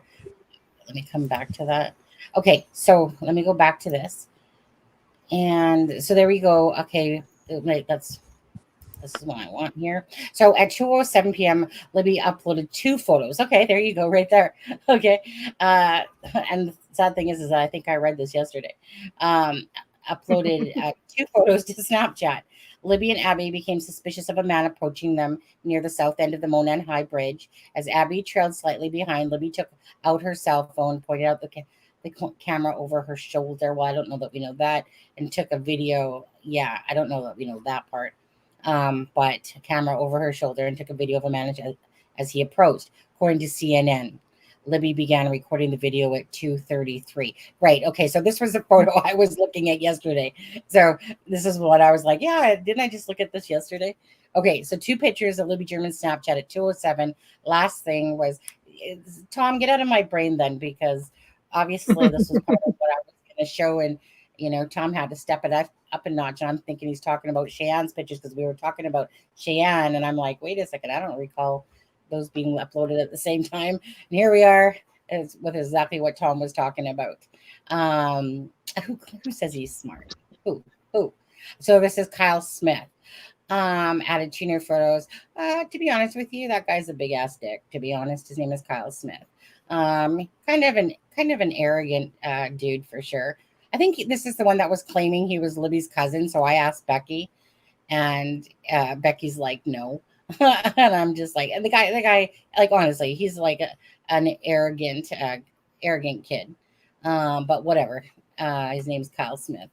It's alleged that Abby asked Libby if he's the creepy guy was still behind them, with Libby replying, At some point, Libby was overheard. Hold on. Can you guys all see this? Let me take down, first of all, I just got to take this down for a second. Let me make it bigger so that you guys can see this better. Okay. At some point, Libby was overheard on the audio stating that they had reached the end of the trails, where there's nowhere else to go, it is believed she had said. At some point, the man told the girls to go down the hill. And you guys saw my thumbnail, and if you didn't, it obviously has this picture on it right here. Have you seen this man? And, and we'll talk about that in a minute as well, or a little bit as well. I find it so utterly disgusting that there's a picture of Richard Allen's daughter sitting on that bridge with this picture. Don't you guys find that creepy? Like, what do you guys think of that? Like, just since we'll pause there for a second. Yeah. Oh, I'm blurry. One sec. We're back. And anyways, Lewis, what do you think of that, Lewis?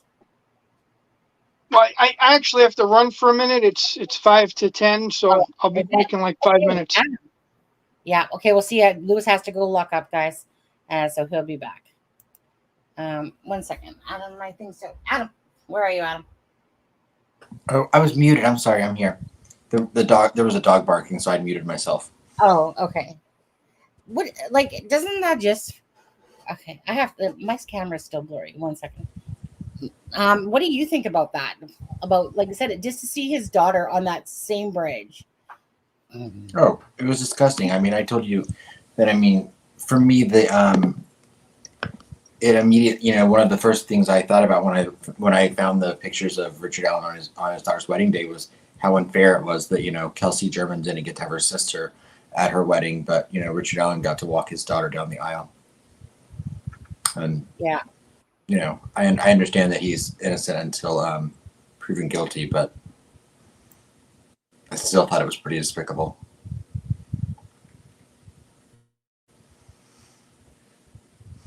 Shelley said, Aspen, do you know anything about his daughter?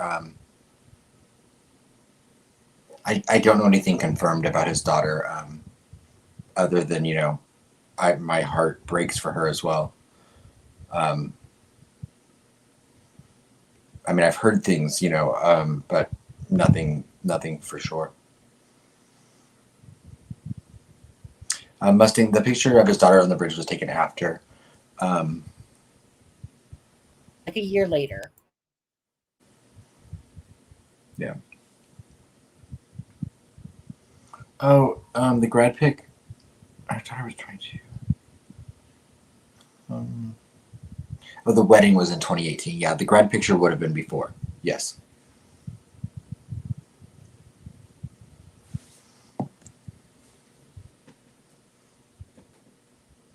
Sonny, did you leave me?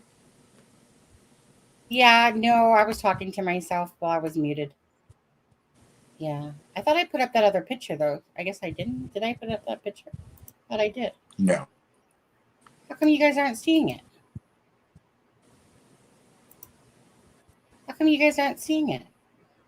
Oh, Yeah. I know why. It's because I'm on a different thing. Hold on, stop screens. My bad. I was thinking I was on my picture program when I did that. So this was it right here, kind of. I'm just pulling up the thumbnail just because the other picture's on my phone. Okay, and so, okay. The bridge guy is RA. The legs are too long. RA is more of a squatty. I don't know.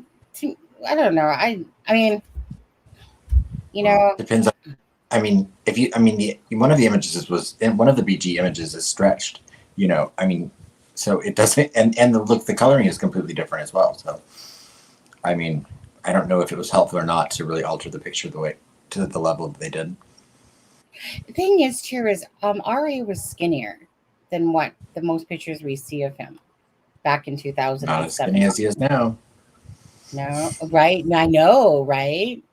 Yeah. I mean,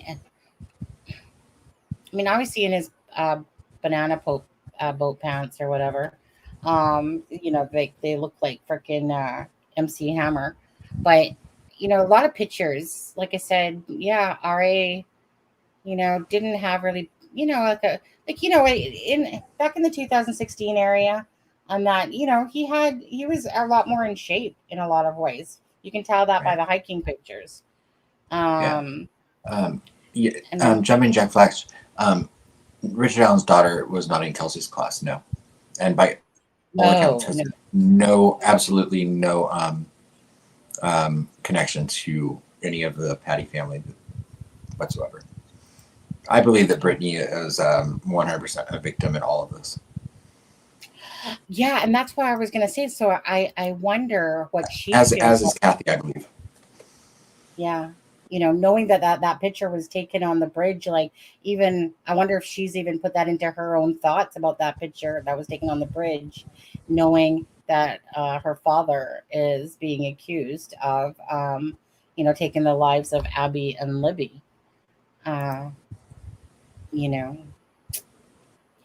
Let's see here. So a man Libby videotape was later determined to be, or what they accused of, as the killer. At 3:07 p.m., Derek called Libby to inform her that he was on his way to pick her up. There was no answer. At 3:11 p.m., he called again as he neared the trail area. By 3:13, Derek had arrived and called several more times, receiving no answer. Around 3:30 p.m., Derek began walking towards the bridge when he encountered a witness believed to be Dan McCain. This witness told Derek that he did not see the girls, but did see a couple, a man and a woman, probably the same ones that Cheyenne's speaking about. Who knows? Do you think so, Adam? Same ones? A man and a woman back around, or Derek turned back around. Or sorry, a man and a woman under the bridge. Derek turned back around and returned to the parking lot and proceeded to contact other family members in regards to the whereabouts. So here in the smaller writing, it said, Derek first placed his phone call at 3:07. How much later was this? Let's see. So he said he was coming down the road, 3:13, he was there. He waited and called several times, called me and asked Tara, and I tried calling her. He was walking by 3:30. I can say that when I got there, a few kids that I knew went to Libby's school with Libby, and they were under the bridge as well as so I'm going to say that's not uncommon. And then someone put, did Derek know the couple under the bridge? At the time, after the gentleman told him only a man and a woman were as under the bridge and there was no one else there, he decided to turn around and go the opposite way on the trail. Ellie was told about the couple. Don't know if they came forward. And this is, like I said, you guys have to remember, this is back in the time here. Derek never saw the couple. Last time the girls visited the bridge. It had been a while since they were there. It was winter. The only reason they were there that day is because it was unseasonably warm. Okay. And other family members arrived around 4 to 4:30, and Libby and Abby were reported to Delphi police missing at 5:30. Police pinged Libby's phone unsuccessfully and later stated that the cell phone must have been turned off or a battery had died. It was believed that the girls were not in any immediate danger. Although some continued to search throughout the night, the official search was called off shortly after dark due to the dangerous terrain and lack of visibility. Heat-seeking drones did not pick up on the potential victim. So we'll stop there and then go to chat. And let's see. And then see if anyone's saying anything there. And Sonny, I'm back now. I don't know if you mentioned this or not, but when Derek first tried calling, if I remember correctly, he was crossing Wilson Bridge, which would mean he had to drive right past Ron Logan's house. Right. And I remember that too. I was actually thinking about that in my head as I was reading that about the Wilson Bridge thing. So anyways, in case anyone's questioning what direction he came from and what he may or may not have seen or passed, it was documented that he drove over the bridge and that's where he tried calling from. I believe that's where he first had the best signal to call. And it would give the girls 10 or 15 minutes to get off the bridge or off the trails. Mm-hmm. You know, Tom, that's a good question. Sorry, Lewis. My mind all of a sudden skittled off there. And so thank you for saying that, because I was thinking to myself too, like I remember you saying that about the Wilson Bridge thing from before. Now Tom has a good thought here. I don't understand why his mom and wife would show up in court to support him if they recognize his voice. So honestly, so that really is quite a good question there, because his daughter didn't. Pardon? His daughter never showed up in court. No, it was his mother and his wife, right? Oh, yeah, right. I'm sorry. Tom, I apologize. You just say his mother and his wife. I'm sorry. I was doing two things at once. But, according to Richard Allen's attorneys, they haven't seen him in 5 months. So maybe that support dried up. I don't know. Well, no, because the way that he's being held, he would not have visitors. Exactly. And he's not. The way he's in the system there and being held in the position they're holding him in for protective custody, he would not have normal visitation rights. No, of course not. And since he's not actually in the prison system, he's got no way to request that. It's kind of a really tricky situation he's in there. Whether you agree with him being guilty or not, nothing is being handled in a way that's going to help the state with his conviction. Yeah. Jumpin' Jack Flash, it was his mother and his wife, Kathy, that were in court.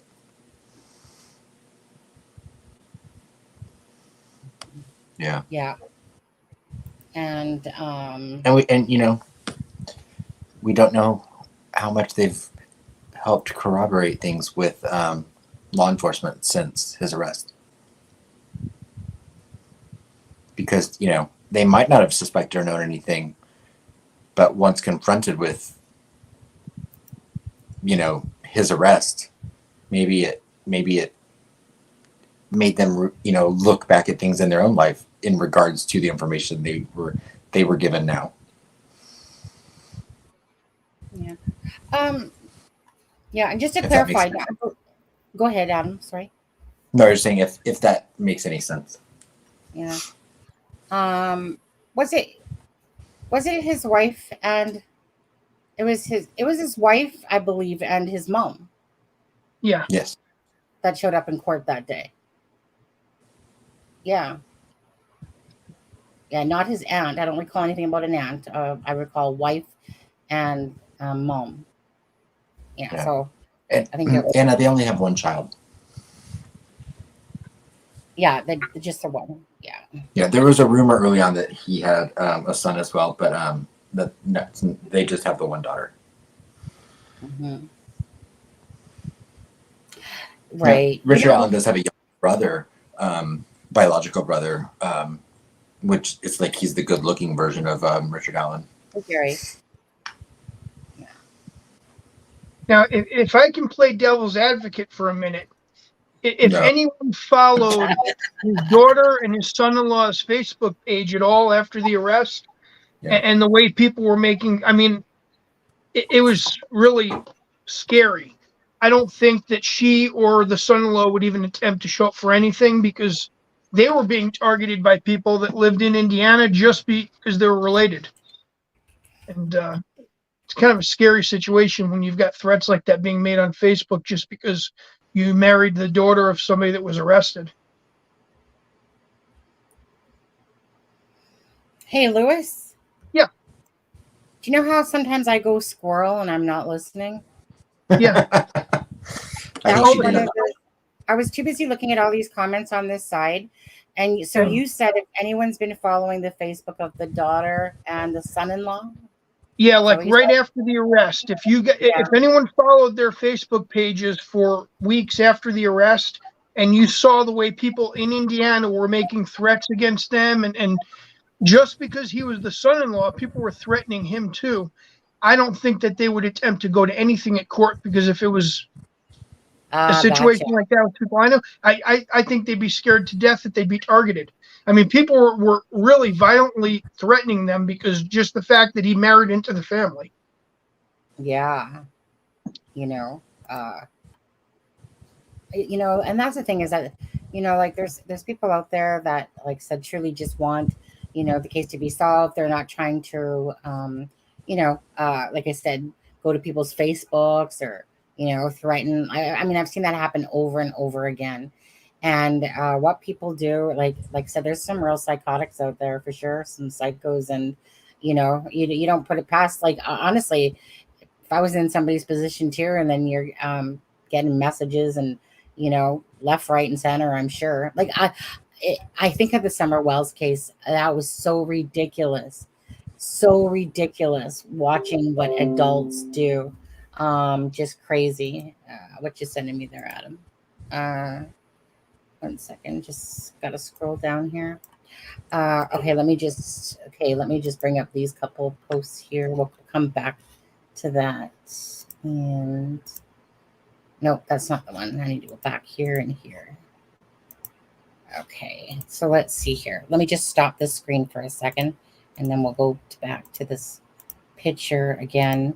Isn't it crazy still, you guys, about how his daughter had on like that tie-dye shirt, Yeah. Being the tie-dye shirt and just It was so weird. I wonder all like if I don't know that not that anything to do with his daughter with the case, but I don't know. It just makes me like I wish we knew a lot more about Richard Allen. Let me just put it that way. I wish that there was like some really good audio of him out there because we don't really have.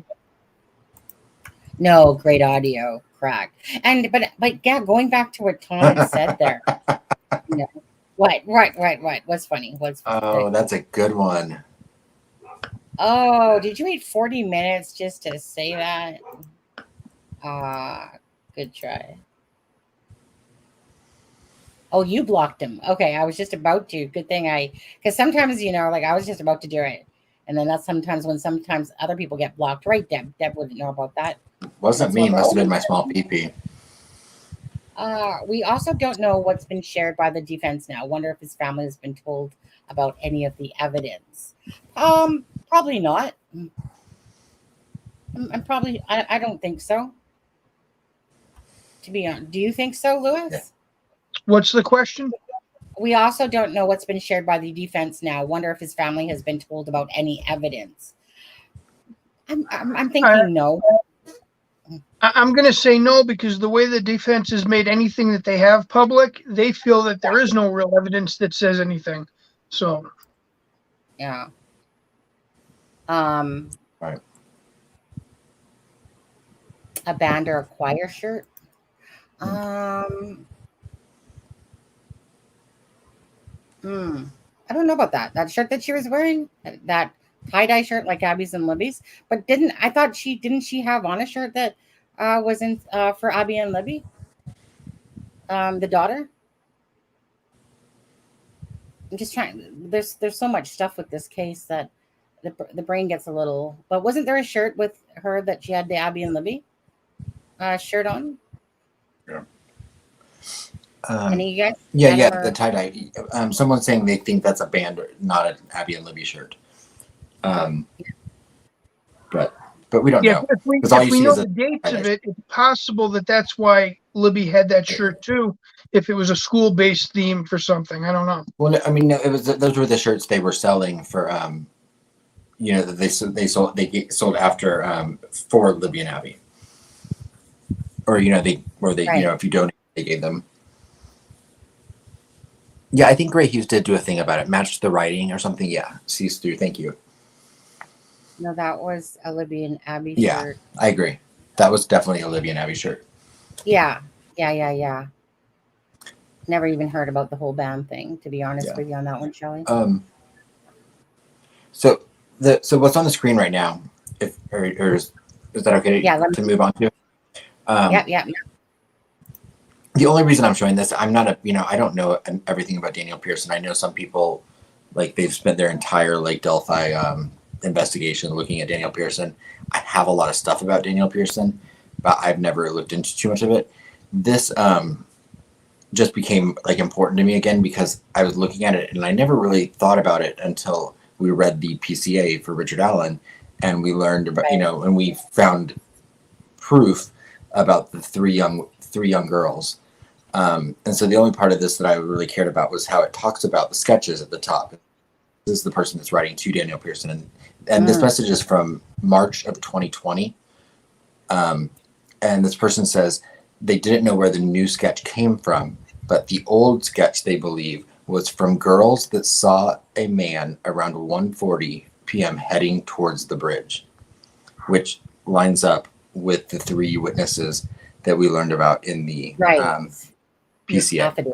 Yeah. And we do, we also know from this that Daniel Pearson then said, I'm not sure actually where that came from. It's a bit confused. Daniel Pearson did do a sketch, but like I said, his sketch was of Flannel Shirt Guy, which was David McCain. So I don't know if a lot of people have seen these messages or not, but and then the other one I sent you, Sonny, there's a whole lot. I have a lot of these, but it's just one to corroborate his time that he says he was at the bridge. It says, do you know what time you got there? And he says, I don't recall. Or it says, do you recall if any of you guys were dressed like the man Louis took a photo of in the bridge? Daniel Pearson said, no, they were not. And then he was asked, do you know about what time you got there? He says, I don't recall what time I got there, but I know it was 3 something. I recall a text from my mother, and I want to say I was sitting on the bridge at 3:19, I believe. Okay, so that was well after. Yeah, and he does, and then he also confirms in one of the other ones that he never said to anyone that he saw the killer.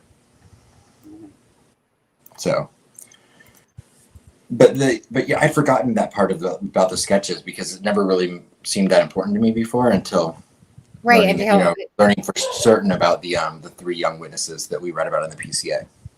Yeah, exactly. And then you go, again, it's always a hindsight.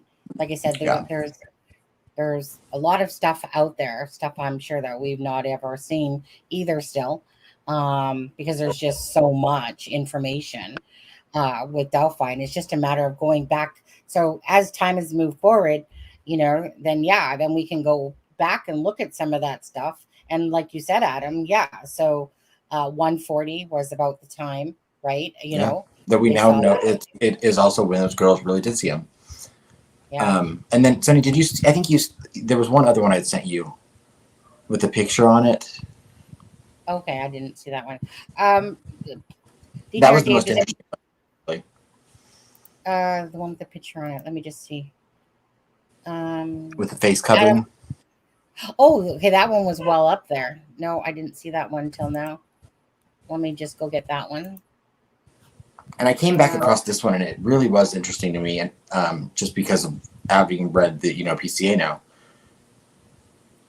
Mm-hmm. Does anyone know if Daniel Norfleet or Riley Smith that was arrested in Delphi on the 11th for DGR, Dave? Do you know who it was that was arrested? I think it was the brother. If anything, it was like the brother-in-law or the brother. Yeah, I'm not sure. All I know is I was told unequivocally it was not related to the crime. I don't have proof of that, but that's what I was told, that it was absolutely not related to the girls. Yeah. Which I never thought it was. Let me just go grab that picture that you want me to show here. Okay. And like I said, this is really just a few things that I found interesting that I was going back through some of my old stuff that people had shared with me and that I had. And anyone that was familiar with Doug Rice was someone who's been around. I'm sure Lewis knows who I'm talking about. Yeah. This was someone that was been around. For people that follow Reddit, it would be Bitter Beat Poet. Okay. And he sadly did pass away, but this was a post from 2017. And this was Doug Rice that says, "This is exactly what the young witness and I spoke with on several occasions described seeing." And if you look at the sketch that they drew, it really does describe what we read BG was wearing in the PCA. And then if you go down a little bit, he goes into the description of what he was told by the witness that saw Bridge Guy. And like I said, this was back in 2017 that this was written. But Doug Rice says, short billed hat with a hoodie pulled up and a scarf below his nose, 40s to 50s, and around her height being 5'6" to 5'7", so pretty short. Yeah. And she was the one whose description was behind the first sketch. Again, but as you can see, law enforcement took their own liberties with it. So, right. It's just funny when you read some of the stuff that's been out there since the first year of this case, and now that it's, it really is lining up with some of the information that we have about Richard Allen. Now, since you've got that up, Adam, I can't read it, but there was some later stuff that he posted too, where they spoke with the witness and the family, went back and forth, and they really disagreed with what was actually released as that sketch. Yeah, and said that it conflicted with everything that they had drawn on the sit down that she had with law enforcement. Yeah, I think especially because of the camo hat, I think it was part of that. And then everything from the mouth down, where you see in that picture where it's sort of covered and what they put out there. That's on the picture I'm showing is the with the white baklava over his face. Yeah. It just didn't match up with what they had seen once it was released to the public. They had some major issues with that being what was released. Right. So yeah, I mean, like I said, I found it interesting to look back at some of the stuff, and I'm continuing to go back through all my old files. But those were just the things that when somebody was like, "Oh, find some stuff for," I was like, you know what, these are interesting to me right now. So yeah, exactly. Now, Adam, to back up what you're putting out here, because I know you mentioned Doug Rice's name, and a lot of people in chat might not be familiar with him. He actually became very good friends with Kay that lived at the end of the bridge there, and he made many visits to her house, and he befriended a lot of locals and interviewed quite a few people there. Yeah. So I've always heard people speak very highly of Doug Rice. I never spoke to him personally myself, but no, he was probably deeper into the case than anyone else that was a non-local that lived there. Yeah. And Anna, so as for yours, she says in the videos posted by RA's wife, he always looked angry when she sneaked up and filmed him. I've always wondered if he overreacted when Libby was taking pictures. My answer to that one would be is that because of the fact that there's articles on him that would show that this was something that was a planned thing and not just somebody that overreacted. So I would say that that's a good thought. It was definitely a good thought, but I would say I wouldn't put too much on that one just for the fact that BG was had articles on him that was preparing to either be part of or do something to those girls that day. So I don't think it was like, I mean, I get what you're saying too, because every time those videos, Richard Allen, he looks like he's annoyed, like, oh, come on. You know, like he just has that typical husband thing, like, really? Like, get the camera, you know, whereas the wife likes taking it. Because my husband, to me, does the same thing. My husband hates being on camera, though. And so he's just like, you know, and then he'll, you know, usually it's just like, oh, I know what you're doing, honey, you know. But to me, I see that expression of, you know, like, come on, like just not into it type of thing. Whether that has meaning to it is like, sorry, like a different story to that. But anyways, a good question or a good thought.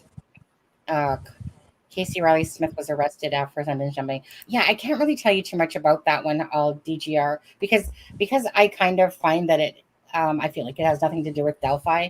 It's kind of like, okay, like if it had been Tams and Michaels, I would have been in my glory, to be honest with you.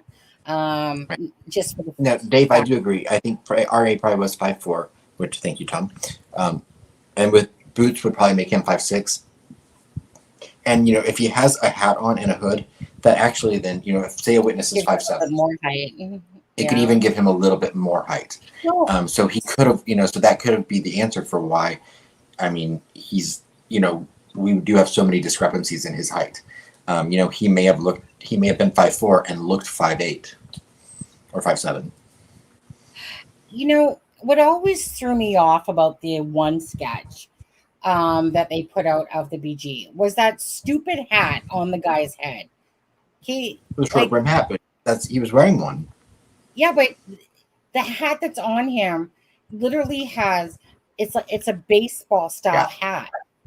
And so when you put on some old man golfing, they did like a church hat, like a newsboy hat, like a short brim newsboy hat. Yeah, you know. Now, again, so that always threw me off with, and then they didn't put that on the younger sketch. But anyways, that hat sitting on top of his head, I'm just like, at what point do we see, like, you know, well, first of all, the person saying a hoodie and that, now the hoodie, I believe, would have been taken down, you know, and yeah, like, you know, I've always said it was a mask because I can see the nostrils. Again, if I'm wrong, I'm wrong. Who knows? I just hope. But that would make sense, Sonny. If you look at what he's wearing on his face, you know, you would see his nostrils there because it's only going to the tip of the nose. And you know what, Adam, that could very well be true. You know, like it's. But what always is strange to me is, yeah, you know, like most people believe that those were goggles and stuff like that, and I don't know. I'll be interested for my own curiosity of my own work, like what will be actually be there, what I'm seeing or what won't be, in a sense, or what we Hopefully. yeah, Hopefully I we don't know. find I out. every time I talk about this case, and now I feel so disappointed as I'm talking because I always keep feeling like that we're never going to know the truth about the whole thing that happened. I feel like when people, I feel like when a case has been messed up, screwed up, flubbed up, sloppy and stuff like that, and then it reminds me of Karina McClurkin's case.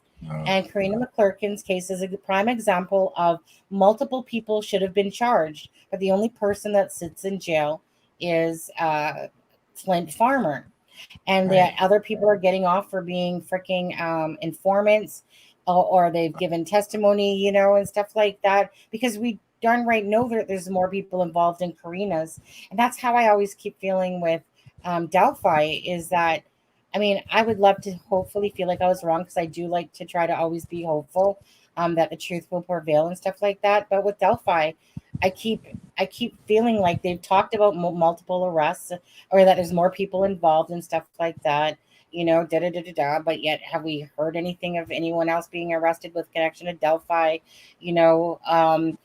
Again, was it such sloppy work that only maybe one person and there was more involved? Who knows? I don't know that we'll ever see the truth for Delphi. Maybe, maybe. I always just feel very sad in my heart,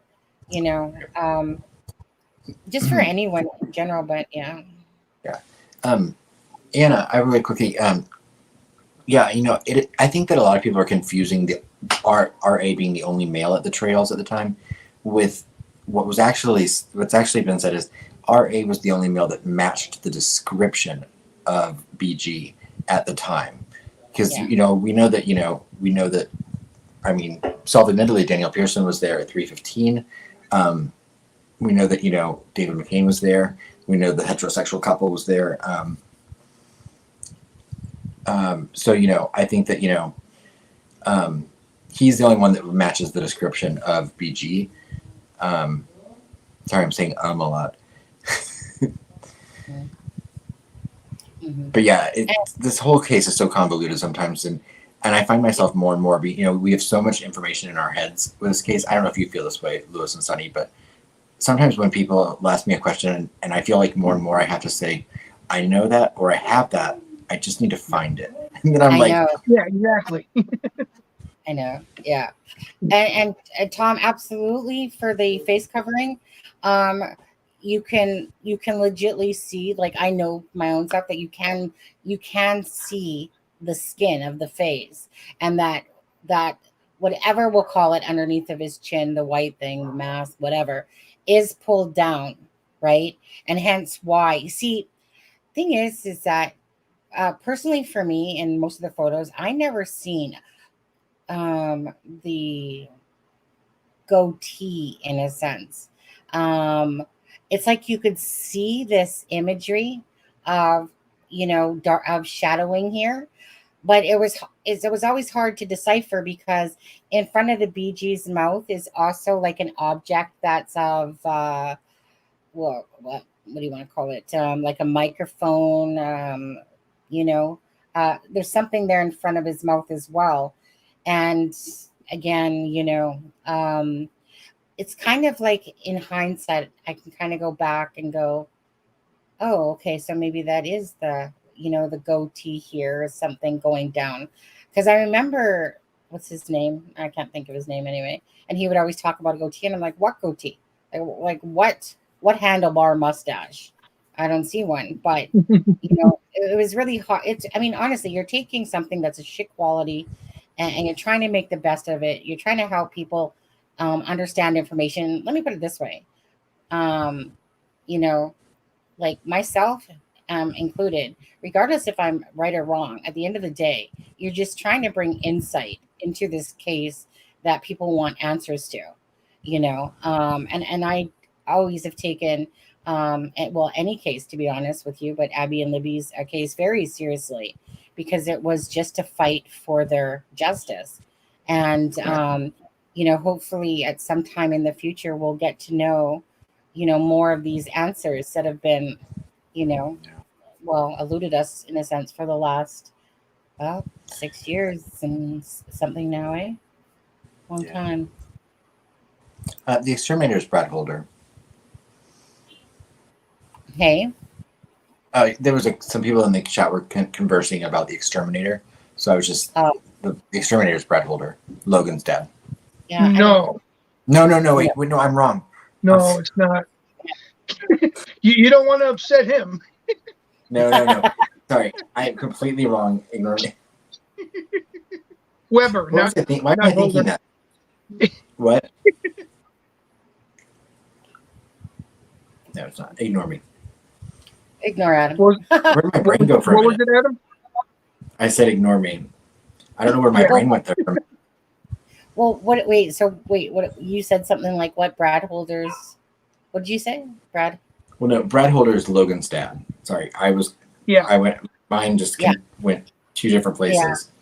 Yeah. Delphi does that. No. And if Tom speaks, everyone needs to listen. So if you guys haven't smashed that like button, please feel free to hit that like button.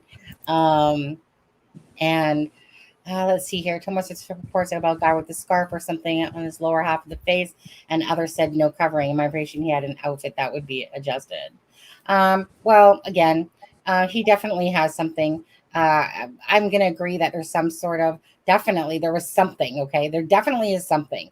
You can't escape the white thing that's underneath of his neck, whether someone deems it as goggles, a scarf, a mask, or anything. There's definitely this white covering of something. It's when people started saying that there was like some nylon. You know when you picture a robber putting like a nylon over their face with the little pantyhose thing sitting up top? That's where I started laughing a little bit. Never ever seen anything like that myself, but yeah. So it because it was always said of like a scarf, but again, you're trying to get back to somebody's brain that's trying to remember something, because like again, like unless they knew this guy was like the BG or something at the time. Well, you know what I mean? It's like you look at somebody, you could be staring at them and you could, say, hey, what color of eyes is this person have? I don't know, freaking. Unless they were like for me, I probably would know because I'm an eye person. But sometimes you just don't always intake everything because you're not expected to be able to have to talk about it later. You know what I mean? Like I said, you're. So that's why when they're saying like blue, black, this, that, light blue, and stuff like that, again, it's like because obviously they're having to go recollect something that they weren't expecting to have to tell a memory of up until, that they had brought this person forward as the person that would be involved in Abby and Libby's death. Anyways, hello everyone that's in chat. There's 143 people in chat. Thank you guys for joining us tonight. We're going to sit here and continue on with Delphi still and just trying to look and see if there's just some comments here. Cami says, and wasn't seen after the girls went missing in the park by those people, except muddy and bloody. Well, I mean, that's still. I think we need to correct some of the stuff in chat from that slip that Adam made earlier. Please. Holder is not the person that was there. He's not the exterminator. No, he's the father. Yeah, he's the father of a young man that was friends with Abby. And he's been brought up many different times with different things, but he was not physically there. He's not the one that mentioned the vehicle at CPS, and he's not the one that was blowing the horn at the ceremony. But the gentleman blowing the horn at the ceremony is the one that did see the vehicle at CPS that was parked kind of oddly, and that's been mentioned from the beginning a few times. Thank you, Lewis. Sure. Trying to type it out was going to be a little bit hard because it's a little confusing with so many people with similar names. Well, yeah, I get my, I mean. Yeah, it's a Freudian slip. It's something that comes out because that name sticks in your head for other reasons, and the names are so similar in this case, it does get a little confusing. Yeah. Brad Heath was the guy at the cemetery. Yeah. There goes all my credibility. Yeah. it's honestly with all these names of and all these similar names too.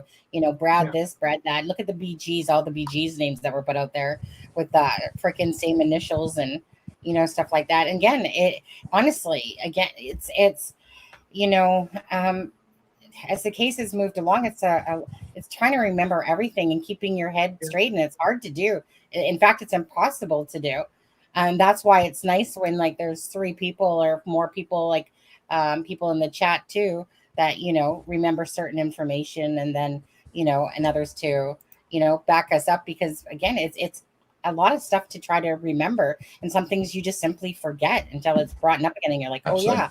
And that's why it's nice to go back to the beginning of it. So let me actually go. And some of the, and I think, like I said, people like Doug Rice, Dawn, from a Facebook group, even people like, I mean, there are a lot of people I'm not even going to name, but, I think there are a lot of people that really just have a wealth of knowledge about so many things in Delphi. And, I'm just, it's invaluable to have those people around. So thank you very much if you're any of those people. You know what, with the name thing, another thing we should probably bring up, because you mentioned Daniel Pearson, another coincidence. You have 2 people that live in Delphi named Daniel Pearson that were both brought up as being possibly involved in this case. And that's another one that puts a twist on it, because people that are new to the case hear the name and they have no idea which one is which. What was the guy's name, Lewis, that claimed he was Bridge Guy? Sorry, Adam. Remember What there was was the one question? guy. Well, who was the guy that YouTube guy? Yeah, who was the guy that said he was Bridge Guy? Remember there was that guy that yeah. He was making the YouTube videos, and the police had to go and look at it. Some of his videos are still up, but Was he in Florida? He's another one that's. I remember that guy, and he took valuable time away from the investigation because they had to go investigate. Yeah.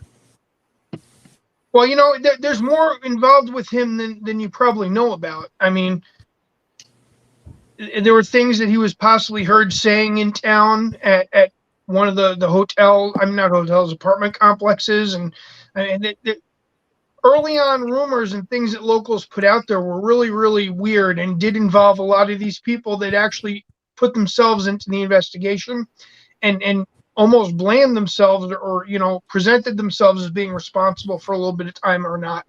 So it's really weird how these people are all involved and none of them are being brought up now. Was this just a game they were playing because their name was made? I mean, it's not the type of crime where you think you would have so many people wanting to take responsibility for it, even if it's in a joking manner. How do you joke around about this crime? It just that's why some people just can't come off the radar, because a sane person doesn't want themselves to be put in that position of even being remotely blamed. And so many people did. It really is freaky. Yeah. And yeah, Sean Harmon. Rest in peace to Sean Harmon. Obviously, he passed on, as everyone should know by now. He's the one that always blamed his dad. He was relentless to the point of annoying. But regardless to him, right, he firmly believed it was his dad. Slow down on the beer. Now, let me just go back to, I'm just going to take us off screen to make this a little bigger. So this is Kyle Keener. If anyone knows, Kyle Keener was the photographer. And I'm just going to read this. It says, it has been a tragic day in Carroll County, Indiana, the scene of the double homicides. One thing they never teach you in journalism school is how creepy it feels to have to cover a homicide. For several hours, I photographed the search for 2 missing 13-year-old girls, which obviously one was 13, one was 14. This type of endeavor is stressful for the searchers, the first responders, and also the media at the scene. Detective found the bodies of 2 missing teens near a rural hiking trail below the abandoned Monon High Rail Bridge. The bridge itself is incredibly beautiful, making it difficult to witness a horrific homicide scene so nearby. From 75 yards away, I could see girls' clothing in Deer Creek, east of the bridge, and knew full well that the girls were found nearby. To walk in a place that the murderer had walked only a handful of hours earlier is extremely upsetting. But as journalists, it is part of the business that simply needs done to tell the news of our area. So again, that's just bringing back you guys about the right. Obviously, Kyle Keener had taken some photographs there. Now, this has reminded me of those pictures that were put out there that were given to Chris Todd, and then that fish.com guy, whatever, released a video showing those pictures as well. I made sure that we knew that they were from his channel, that's for sure. Anyways, what? So he's saying about 75 yards away. So it was said that the clothing was found just south of the crime scene, so that would hence mean that, from the crime scene about 75 yards away, I could see the girl's clothing in Deer Creek. And so, I mean, it's funny because I keep looking at the footage to see where those images came from, of those pictures of the girl's clothing. If you guys have seen the shoe, whatever the other article is, a top, and then it looks like a pink sock in the water and stuff like that. And it's so weird because it's like in that area, I'm like, as I look at the WR6 footage or whatever, I'm just like, where is that exactly? Because if you look at the pictures, it looks like it's in, like the water's low, and that it's, I don't know. That's always kind of boggled my head when I look at the area of the crime scene and down towards the water where it is. But to me, that kind of correlates the whole thing of, again, that the clothing and that was found about 75 yards away, just from, down from the crime scene, which was said in the affidavit that the clothing items were, south of the crime scene, which would obviously be, straight down from the crime scene area. But it's just stuff like that, whatever that sticks in my head. And yeah, absolutely. I mean, anyone that even has visited that area, hey, Steffa, anyone that has visited that area, it must be so surreal to be walking in that area that, like, I mean, that must be the most weirdest feeling for any of the YouTubers that have gone there, that have literally It's walked. very creepy. Yeah. Well, honestly, yeah, because, I mean, that somebody's life was lives were taken there, and like I said, and then you're walking. I can only imagine what it must feel like. I'd probably be bawling like a baby. I thought you guys said the clothes were caught under the bridge. I've never said that myself, ever. We've never said that the clothes were underneath the bridge. Oh, hold on. You're Same with the Tom. pictures. Yeah, Tom, you talk about the pictures. Okay, right, Tom. But then I corrected that in a video later on, because at first, what I thought was the wall of the bridge, the cementing of the bridge in that picture. And when I went to go look back at it, so you're right. In one video, I made mention that I thought it was, but then I had to retract that, because then I realized that couldn't have been when I looked at the bridge water, and that article or whatever. I had to retract that. So obviously Tom's not up to date with our videos, but it was pretty much either that same night or same day. 1 second, guys. My husband's just here. So Adam, what you had mentioned earlier, you had asked about the guy that made those videos. That I've always had an interest in him because of when you search his name, he comes up as an advertising profile for Meet Me, the app for Meet Me, which I always thought was a very weird connection, especially at his age, because that doesn't fit the demographic for that app. And that app ties in so strongly with what they said with Klein and all that too. So I always thought that was a weird connection. Yeah, absolutely. I don't know if I ever sent you that picture, but even right now, I mean, from day one, if you Google his name and Meet Me, it comes up with his picture being used as an advertisement for the app, which is really strange.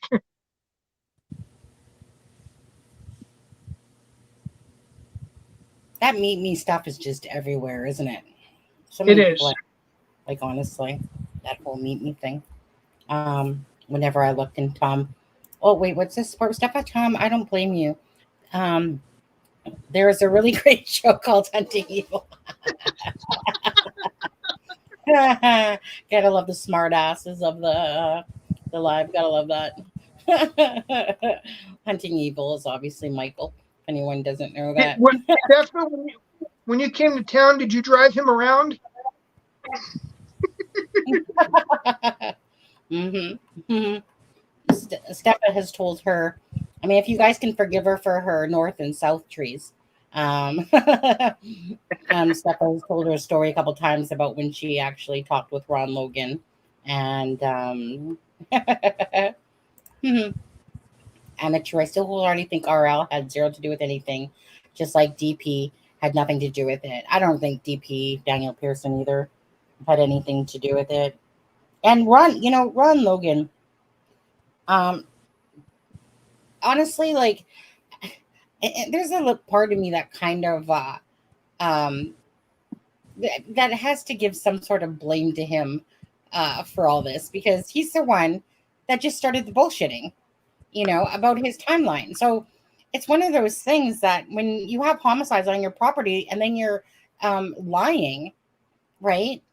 Then of course that's going to look suspicious to anybody. So it's kind of like, if it wasn't for Ron Logan, in a sense, maybe it all wouldn't have played out the way it did. But the guy just simply lied. When it comes to Ron Logan, for me, I mean, rest in peace, Ron Logan. You definitely weren't the most upstanding citizen in this world and whatever. But I don't think that no RL is going to have anything to do with two girls being unalived on his land. Yeah. And maybe he has thoughts about, what happened or because I'm sure him and Pat Brown and everybody talks and blah, blah, blah, right? And stuff like that. But yeah, I just kind of hate the fact that a lot of this stuff started with the fact that he lied, and that put a lot of emphasis on him, and everyone's thinking, that it's Ron Logan for still to this day, a lot of people that can't get over the whole Ron Logan theory and stuff like that. And for me, it's a little bit of a piss off just for the fact that the guy lied. And I mean, obviously, it turned out to be a huge thing about that lying versus maybe when he told the lie, he was thinking like, hey, cover me on this one, because I was driving and I, but yeah, I don't really. Sonny, there's an easy way to expunge all those accusations on him. Everybody that believes he's involved because the FBI looked in him so heavily cannot believe it's him, because they have to admit that the FBI was wrong all that time, saying that the person was under 6 foot, knowing that he was 6'3" or 6'4". So you can't say the FBI knew it was him, but then the FBI was 100% wrong on the person's weight and height and everything. So they either made a major screw up on one thing and were 100% right on the other. It just doesn't correlate. Right. And boy, it would have really sucked to write a whole book about Ron Logan being bridge guy, and then like a month later, Richard Allen gets arrested. Yeah, you right. Still have to go out there and push the narrative that, Ron Logan is the BG. That would really suck. The only thing that gives them the saving grace, even though they insist it's him on the bridge, is the fact that the prosecution still says that there might be other people involved, but that 100% excludes Ron Logan from being on the bridge. The FBI proved that wrong by releasing the height and weight.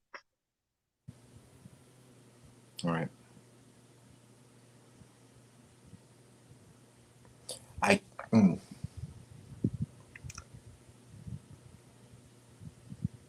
I'm just eating a little bit of dinner while my husband brought me while it's on. You broke up there a little bit. I thought we lost you. Yeah, you lost me to eating a piece of pizza right now.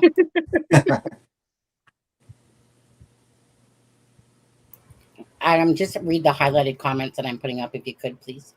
Oh yeah, absolutely. I was trying to think about something. Maybe the killer regularly walked trails while fantasizing. On that terrible day, something pushed him beyond mere fantasy. He was a danger for a long time as well after the crime. Yeah, I believe. Tom Webster said, I ate a pint of Trader Joe. Well, I hope Joe's okay. I hope your Oh, hips are. cookie butter ice cream for dinner. Sorry, the messages were separate. What's cookie butter? Hey, Tom, slow down on the beer. Don't do that to me, Tom. I'm diabetic.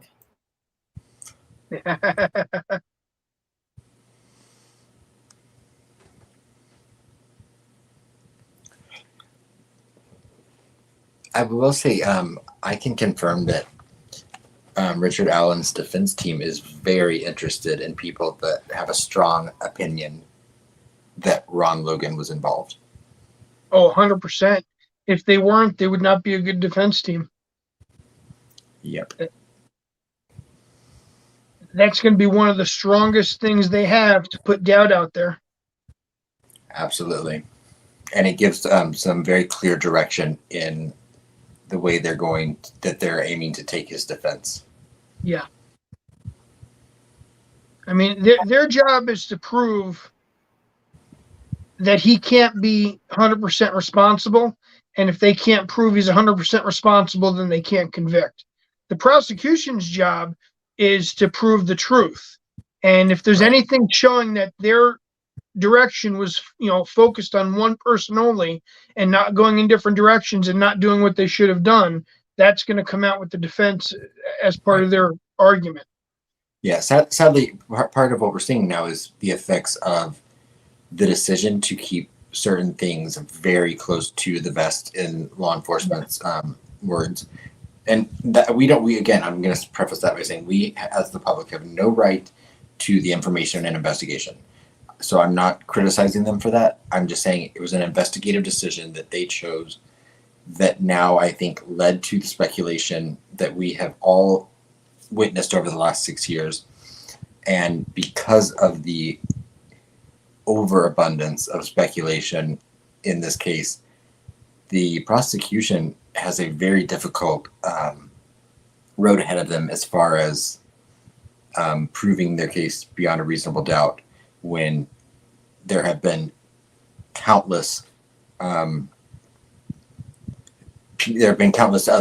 suspects and people trying to poke in holes into the story of Richard Allen. Now, one thing I think that law enforcement did that was extremely negative towards the case was not publicly ruling out people that they knew were not involved and allowing these people that were not involved to have their names be dragged through the internet and the media as possible suspects for years. Right. I think that was a gross negligence on their part.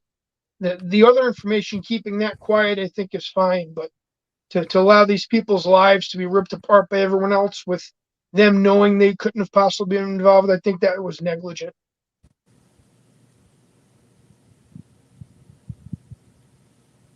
I agree. Sunny, are you back yet? I need to run really quickly. I can tell you right now that what you just said is a lie. But I'll be back just because you said that. What did I say? That you have to run really quickly. Well, I'll be right back. Yeah, are you gonna go have a smoke at him? No. Steph is trying to keep the doctors away. Yeah. Anyways, okay, Adam. See you in a minute. I just don't want to tell any more secrets. No kidding. I don't want to eat pizza. No. I know Tom says heaven forbid that he should go off topic. I know, Tom, you're trying to ruin the live here. You know that we like to keep it strict and orderly live going on. Then you throw in some sort of ice cream stuff. Honestly, I do love cookie butter dough though. Like, I know that's not what Tom's talking about. He's talking about some weird freaking peanut butter apple thing or something like that. But I love when he said cookie. I was like, all that was going through my head was about the cookie, like the cookie dough ice cream. And I was just like, jizz. But anyway. He said cookie butter, but did he mean cookie batter? Well, he said it from the Trading Joe's cookie batter place or whatever. I've never heard of cookie butter. Let's go back to what he said there. This is very important Delphi information, people. So don't knock it. Cookie butter is what I'm talking about from Trader Joe's. It's called cookie butter. Jizz is what I'm talking about. Cookie batter is good too. Dang How do you straight. make butter out of cookies? I'm just curious. I don't care how it's done. Yeah. Cookie butter from Trader Joe, not batter. Well, what's better, batter or butter? Which was anyway. Okay, hold on. At least the bicycle apples. Okay, let me go back to this part. So on Tuesday, February 14th, a local photographer saw the girl's clothing in Deer Creek, approximately 75 yards. A short time later, Libby's shoes was allegedly found on a section of the private drive that leads to the home. So let's talk about that other shoe for a second there, because we only ever saw one shoe in the picture. Correct? Do you believe that the other shoe was on the private drive? Yeah, I believe the first shoe was lost before they crossed. Yeah, on the private drive, like kind of Yeah, what's been well, being said. it's so hard because everybody says private drive, but they refer to two different things as the private drive. You've got the private drive, and then you've got that offshoot that goes underneath to the left and under the bridge, and comes back around. So I mean, we don't know which of those two it was found on, but they call both of them the private drive, even though one is the old access for the train tracks. But didn't Kelsey say that someone of course shouted up to say that they had found a shoe? Yeah, but you can be standing on either that underpass thing or the private drive and look up to the bridge. But yeah, that was said. Yeah, but if I'm not mistaken, it was down near the creek area, like the near the like the bottom part. Because of what I remember, I can't think of exactly how it was worded, but it was something about as if it was to say that it was at that lower part where the river was. Yeah.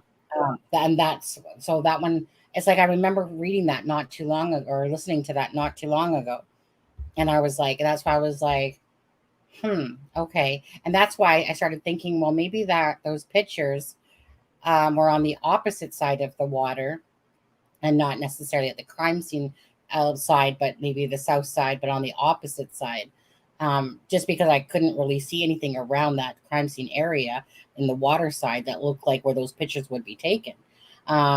So, yeah, I mean, like I said, this is something just as simple as this. Was the shoe on the drive? Was it not? Was it down near the creek? Because I just remember that, and that's why it was kind of like, well, okay, so that would meaning that was found that the person that yelled out, it was said that something about the bridge or whatever, and then yelled up, and I don't know. I'd have to go back and find it again, and so that's kind of what throws me off. Do you guys all believe that there was a shoe on the private drive? In chat here that are watching. Anyways, I'll continue on as you guys answer that one. So a searcher allegedly then saw a set of footprints around the creek area. Okay, so a short time later, Libby's shoe was allegedly found on a section of the private driveway that leads to home. A searcher then allegedly saw a set of footprints around the creek area. One of the searchers then saw 2 deer across the creek and used his cell phone to get a better look. As he panned around, he saw what appeared to be the bodies of the girls nearby. It was then around 12:15 p.m. that another group of searchers were able to confirm that they had located the 2 bodies.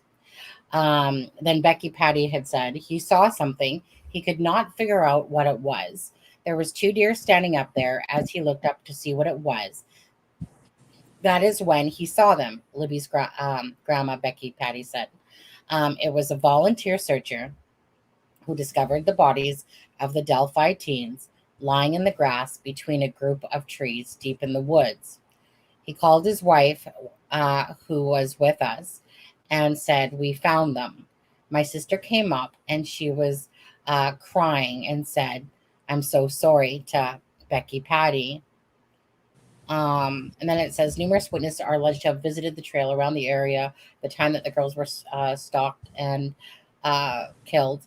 There are no confirmed reports that any of these witnesses saw the girls that day, even though we heard differently.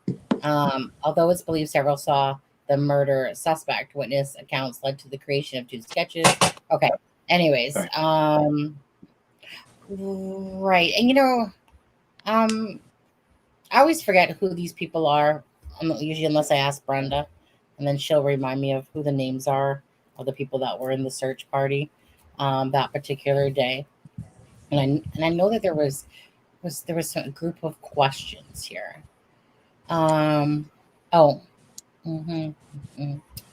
There is. You back at him? Yeah. Oh yeah. I'm sorry. I was just listening. No. Let's okay on. Deep in the woods, I thought the crime scene ended up close to the creek. Well, it was. I mean, like you said, the crime scene was about 50 to 75 yards away, or whatever. It was like, Doug Carter himself said that the crime scene starts at the end of the bridge and it extends to where the bodies were found. So, if you're hearing law enforcement refer to the crime scene, I mean, they could be talking about any span from the end of the bridge to where the girls were found, which is about the length of a football field. If I'm correct, right? Yeah, probably close to that. I mean, you're end of the bridge down, cross the private drive, then to the west a couple hundred feet, and then over. So you're probably 1,500 feet, 1,800 feet, maybe. I don't know. It depends on how they've drawn the actual crime scene on their documents, but it's going to be a good length. Yeah. Yeah. I mean, here, let me just pull up Google Earth for 1 second. I'm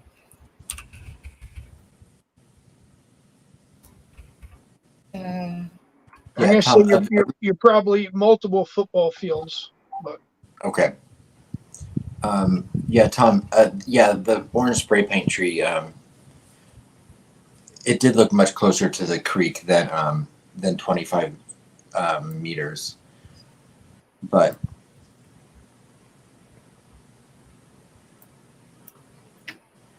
yeah, I mean, this is like the bodies were found here. Okay. It's not the same. It's not, of course, it's not the same that's on the affidavit, because it's not even saying that it's the same that's on the affidavit. If it was the coordinates from the affidavit, it would just be more over here. That's where those affidavit numbers are from. But that doesn't say that was the crime scene area. That's about Ron Logan or something like that. Cell phone pinging or something. I don't know. Whatever's in Ron Logan's thing. But anyway, so yeah. So it's not like it's, like it's not far. It's not far. But it's not what I would call deep. Yeah. I mean, it's a thick area of trees, but it's not what I would call deep. Yeah. Well, you also have to consider where they were coming from. Yeah, if they were coming from the cemetery, they might think it was deep. Yeah. Mentally, if they're looking at, look, we had to travel through all this to get there, that would be a different perspective and still be the same spot. Yeah. Right. It was 50 feet from the creek bank. Mm-hmm. Right. So from the bowl to the creek bank was 50 to 75 feet. Then you've got another 50 to 75 to go across it. So now you're 150 to 200 feet. And then you're 300 to 400 feet away from the private drive and the bottom there, and then another couple hundred feet up to the bridge. So I mean, the crime scene can encompass quite a big area from, depending on how they measure it. If they're going distance wise or if they're going, perimeter wise. Between Nicola Bully and Libby and Abby, I'm so tired of talking about the distance from a creek or a riverbank. Yeah. I mean, some people draw a straight line, but that's not the way that people would walk. So you have to take into account the actual path of travel, and that adds almost triple the distance here. Because you're traveling east and then back west and then up north. So yeah, the most I mean, this is where the bodies were found. This is the coordinates from it. Now, again, without a measuring stick, I don't know, but it's always been said about 50 feet. Obviously Kyle Keener said 75 feet. He saw the clothing. Yeah. about 75 feet. But again, that's just a guesstimation, really. But 50 feet was pretty much the approximate. So all I know is that the coordinates here are exactly where the girls' bodies were found. That are here, and they're not the coordinates from the affidavit, because that doesn't say that that's where the girls' bodies coordinates are from Ron Logan's affidavit, like some people try to say. Hence why when I was watching a video that someone put out, it was like, dude, you were a little bit in the wrong area. The crime scene was more to the right than what that person was showing in their video. And that's because a lot of them are using coordinates. Go ahead. Steffa said, Sonny, did you see my tree? Steffa, I don't think we did. We might have to have you on sometime to try to show us that. I've seen your bush when you sent me those pictures. Yeah. Maybe Steffa can come on sometime and she can try to take us through the video footage and show us her tree. Yeah. That was funny. You literally had you literally had the drive up here, and the left. Steffa kept saying that this was like a north tree over here, but yet you could see the private drive. This is why people need to really stay away from the drug and alcohol mix. On there, but anyway, let me take this back off screen and go back up to the. We have to talk about Charmaine. Ketchup chips. So, are you in Canada? Because I'll send you my mailing address. Yeah, she's in Canada. Remember? She's that's like, right. Yeah. That's how much they cost here. Yeah. Can you get to where the girls were without crossing the river? Yeah, from on Logan's land. You can also get there from the north end of the bridge. Yeah. Yeah. Well, exactly. Which that's not Ron Logan's land right there. Yeah. Charmaine, email me. I'll gladly give you my address. I'm fresh out of chips. I don't have that issue here in Canada. Yeah. I don't have that issue in Canada with ketchup chips. It's up my doorstep. It's my fault, right, Adam? It is. No, it is your fault, because then I found them in Portugal and I fell in love with them. Mm-hmm. He's like, look what I found. Right. Like, and I found them in D.C., but I can't get them in North Carolina, and I can't order them from anywhere in D.C. Mm-hmm. Yep. It's just, it hurts my heart, Adam, to know that I can just go down the store and there they are all over the place. Okay. Sorry to go off topic. Oh yeah, I know. You know what? It's Tom started it. I know. Ever since the ice cream thing, everyone wants to throw in now ketchup, chip stuff. Anybody else got anything? Any food munchables? Because you know that this life and usually always ends up with food anyway. At some point. Did you get an air fryer yet? Then I heard you did. No, who did you hear that from? It certainly wasn't me. I was just mentioned that you picked up an air fryer, so I was asking. That never came out of my mouth, that's for sure. Nope, not from you, but I thought I'd just confirm or deny. So yeah, well, I was kind of shocked when I heard you did, but I didn't think you did. Yeah, no, they're waiting. Shelley, it wasn't for shipping in the U.S. When I went, it was not the same price when I tried to check out with it. Sorry. Yeah. Trust me. He ain't getting Amazon or ketchup chips for $3 a bag from Canada. Yeah, it's more. Sorry, Mustang was the one that was asking about getting there from the other side. Can you pull up a picture to show where that little deer trail is by the north end of the bridge? I don't have any pictures on my phone to send you, otherwise I would.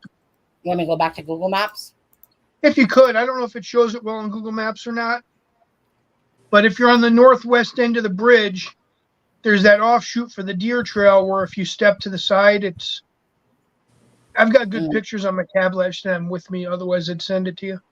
Yeah, it's probably not going to do the justice on Yeah, here. if you go in real close to that northwest end of the bridge where the bridge starts, yeah, you can see where the entrance is to that deer trail. and then Mustang can take a look on the computer and look themselves from there. But there's some good pictures of the end of the bridge that show that too. Are you sure you don't mean northeast? Northwest end of the bridge. Okay, so where you are, right where the bridge starts, where they had the flowers and the memorial and stuff up. Yeah. Oh, yeah. Oh, okay. That way they can see that there's trails that run in the woods above you there, north of where you are, that follow below the cemetery. Below Yeah, the and cemetery. All that wooded property in there has deer trails. Yeah, and people have put videos out of traveling that way on that trail. Isn't that where the deer stand is at? Isn't the deer stand on that trail? If you follow that deer trail, there is the deer stand that's halfway across that overlooks the bridge. If it's still there, I don't know. It was there 4 years ago, 3 years ago, but okay. You're talking about on the Mary Gerard Nature Reserve side, right? I'm assuming. No, closer to 300, isn't it? What's that, Adam? The bridge, the deer trails you're talking about are closer to 300, correct? No, they're south of the cemetery, because everything they're close. They're like halfway between 300 and the bridge. Yes, it's right exactly. where the wooded property starts. The trails run through there. Yes, and they sort of curve. They head up a little bit to the north and then start to curve down to the south. And when you get to the property line of the cemetery, you need to stay north and not south, because you're running into there's a creek with some down trees that are hard to get around. So you want to stay up higher by the cemetery if you do follow the trails. But I think it was just confusing because you were saying northwest, and Sunny, I think, was because I think by saying northwest you meant northwest of the cemetery. No, it's actually southwest of the cemetery, because the property line from the cemetery up to 300 is all farm field. It's not wooded. Yeah. So but that's so you're in the right place, Sonny. It's just you want I want you to go to that area. I want you to go to that area where it shows the end of the bridge, because that shows where the property changes. Yeah. Where you are is perfect. She was in the right place. Yeah. At first she was showing like the south of the bridge, but it's still north of the bridge. Yeah. No, where you are is fine. It's everything is where the color changes on the property. If you see where it's tan up on top, that's farm field. And then as you come down a little bit, it starts to look green and brown. It's halfway between the green and brown and where the northwest end of the bridge is. In between that area there's some trails that follow west to east. And they don't go up towards the cemetery as high, but they do get sort of close, and you can access them from that bottom left corner of the cemetery. You can get to the trails too that way. Oh, okay. No. Okay. They just don't show up great on the maps because the time of year, so there's so much overgrowth. Yeah, and I mean I always use like the Google Earth Pro, because I like to look at the girls the timeline. I honestly, it drives me bonkers when people use like the 2000 and later versions. It literally drives me bonkers. Like, who wants, like, what is that going to tell me? That's going to tell me, that's all I'm looking at is bush. Like, you don't even get a vibe for it whatsoever. And it drives me bonkers when I see people use this, when they can literally go back to this, which is like how it was pretty much when it happened with the girls, show how the trees looked, how, like, again, you get a better visual by looking at it this way, because this is January, February, March, April of 2017. It happened in February of 2017. So, it's better than looking at all that greenery that didn't happen. I cannot stand use that. You can't see the bridge at all when you get past that the water with the newer pictures and later in the year. Yeah. Oh, I see McDougal trees in the house. Hey, everyone. Hey, McDougal tree. Margaret says also someone walked the trails from the north end of the bridge and stayed on the trail without crossing the creek, without getting wet, and reached the crime scene from above in 5 minutes and hidden. Yeah, well, like I said, the crime scene, you can easily get there without going in the water. You know, poor Abby, poor Libby. Just having a moment there where it's just, you take it all in, and this is about two girls that lives we're taking, as we're looking at pictures here. As far as for Lisa Ray, I'm not going to tell you to stop, Whitney.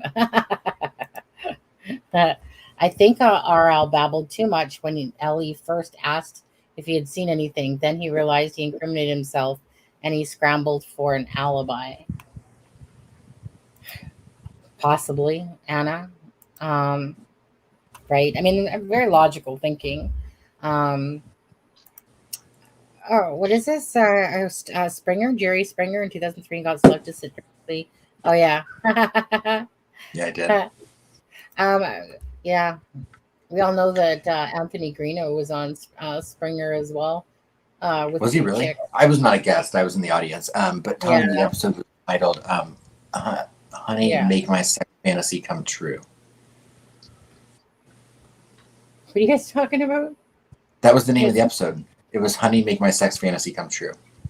Oh. Well, heaven forbid Springer should be about that stuff. Yeah. Kind of seems like absurd. a 400-pound cheerleader. Yeah.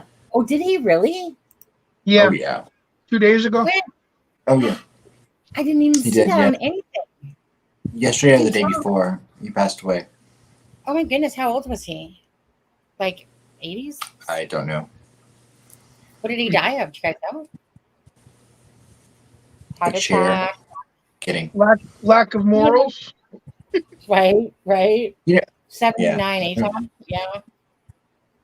I couldn't even believe that he was like, when did he stop doing his show? I don't know, actually. Because he was the mayor of I don't know what city before, years before. Cincinnati. Was it Cincinnati? It was that big of a city? Wow. Yeah. Oh, yeah, pancreatic cancer. I mean, he actually did a lot of good. The show was put together to be the way it was, but he really did a lot of other things that were more presentable and. Yeah. I know that's all I was. And he made it. None of that was real. I mean, everyone knows that the guests weren't real. Even when I went to that taping of the show that day, they were looking for guests for their afternoon show because they would tape multiple, I guess, shows in one day. And I mean, so they were like looking for people to play a role on the next episode that they were going to film. I heard a story on the radio today, and I didn't catch the name of the museum, but a gentleman was the curator of a museum, and he got to know Springer over the years, and he said that almost every year, because they were not publicly funded, they struggled to keep the doors open. He would actually send him a personal check, like you would have a regular checkbook, for I guess over the time span he gave them over $300,000 in cash. But it's like he said it wasn't like something that Springer's company did or his promoters. He said Jerry Springer would actually personally handwrite a check, put it in an envelope, and mail it to this guy personally for the museum every year. Wow. And they got to become friends over it because over the years they got to know each other. Good night, Jerry Jones. Good night, Jerry. Jerry Jones usually doesn't talk to the very end of the live. Usually we leave, and then Jerry Jones will peep up and go like, "Good night, guys." Okay, you know what? I can't even believe that we're already at 2 hours and 45 minutes. We're gonna go another 15 minutes, you guys. Even though we can talk about more of this again because there is more that I wanted to go over. But it started with Tom and his ice cream, sidetracking the whole darn show. And the catch-ups going around. I mean, we were on topic from the first second the show started. Right, and we're not even sitting in recliners either, just woofing back ice cream down our throat. I thought, since we're off topic, I will say really quickly. Yeah. I saw a name the other day, and I thought of Tom because the name of the channel or of the person was True Crime Recliner. That's Tom's secondary channel. I actually for a minute was like, is this Tom's other account? Right? You would probably make a good guest with the guy that his channel name was Live from My Couch. I'm mind shock. Yeah. Oh, No, I know he's not because I'm mind shock. Thomas True Crime Design. my mind's always in the gutter, so yeah. Well, yeah, Tom might mind be shock. Joe Louise. Yeah. Tom, if you could come on the live right now, then and just prove it by your voice. I'm transitioning that you do so well. Then, obviously, yeah. Mind shock is annoying. Oh, see, so it is a real channel, Steffa. Thank you. I'm not crazy. So there, it's called True Crime Recliner. Thank you. You don't got to call out the person support with Steffa, because Natasha, obviously. Okay, so Tom, is your secret side name Natasha Cooper? It is. What it is? Is this when you? Yeah. That's funny because that matches his email. Yeah, I feel like then Tom just goes into his closet, whips out a new outfit, and comes back and hi, my name's Natasha, and I'm with True Crime Recliner, formerly also known as Tomahawk. Yeah. Yeah, you know what, Tom? You might as well just come out on the live, talk about your deep dark secrets. That way, they're just out there and everybody knows. That way, you got no secrets to hide from us either. But we are very curious about the whole True Crime Recliner. I'm feeling the vibes that Natasha Cooper is secretly Tom Webster in disguise. Yeah. So my talk with great use.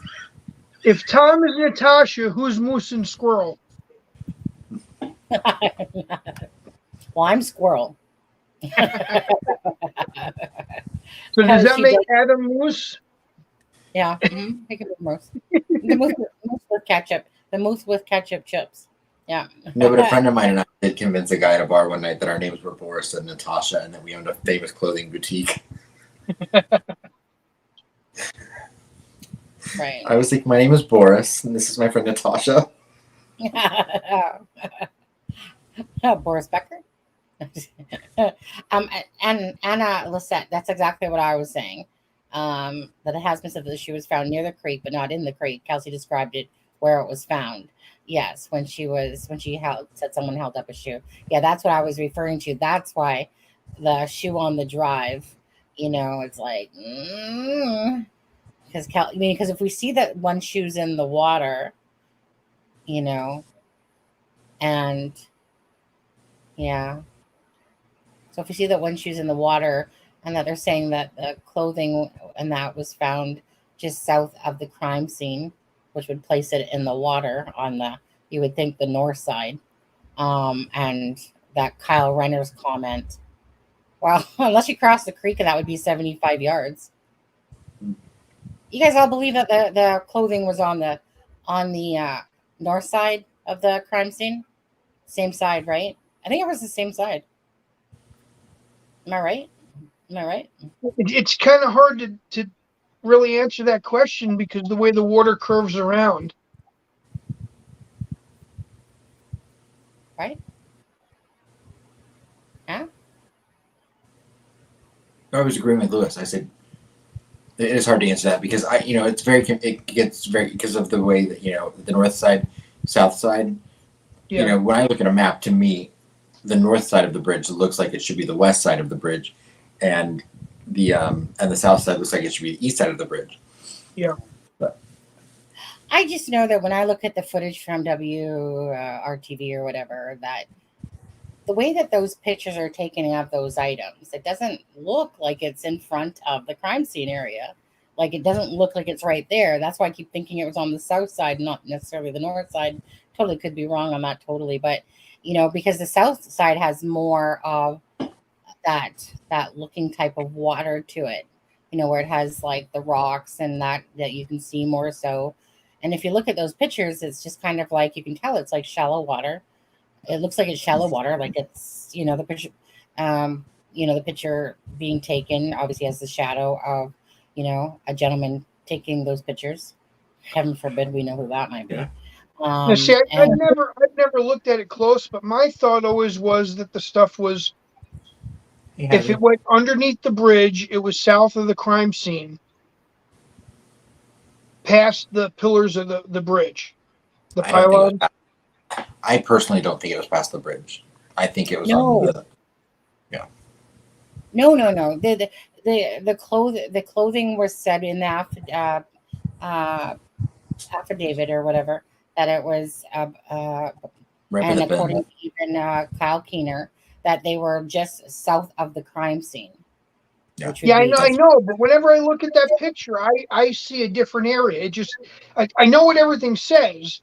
It just visually, it looks different to me. It looks like it's down further. It's just odd the way those pictures are. I know, and that's why it's kind of bugged me. One of those things that bugs me. It's like, okay, Yeah. so we got pictures of clothing. So where is this in proportion to the WRT footage that day? That was, hey Beatrice, welcome to the show.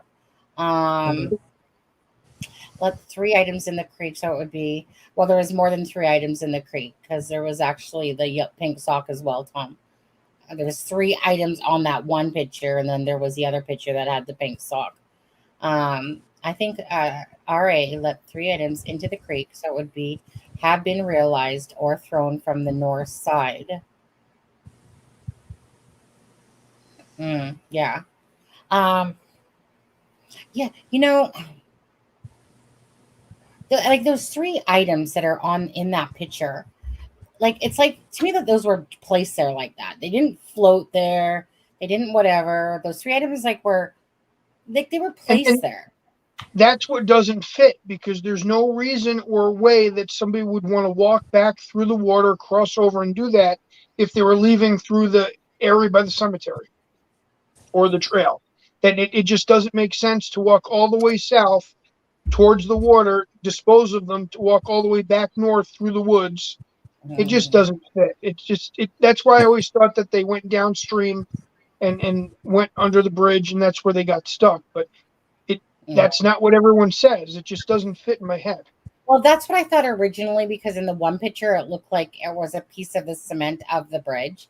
And then I realized, because it really did look like that. But again, that's where it's very deceptive. And then you got the freaking fish.com crap all over the pictures. Well, you've also got that heavy sandbar region that makes a V after you go under the bridge, following the water back under the bridge. I mean, that's why I always thought it was in that area, because you've got a lot of rock, a lot of sandbar. It V's, it gets shallow. If they left the items go Exactly. into the creek. That's true.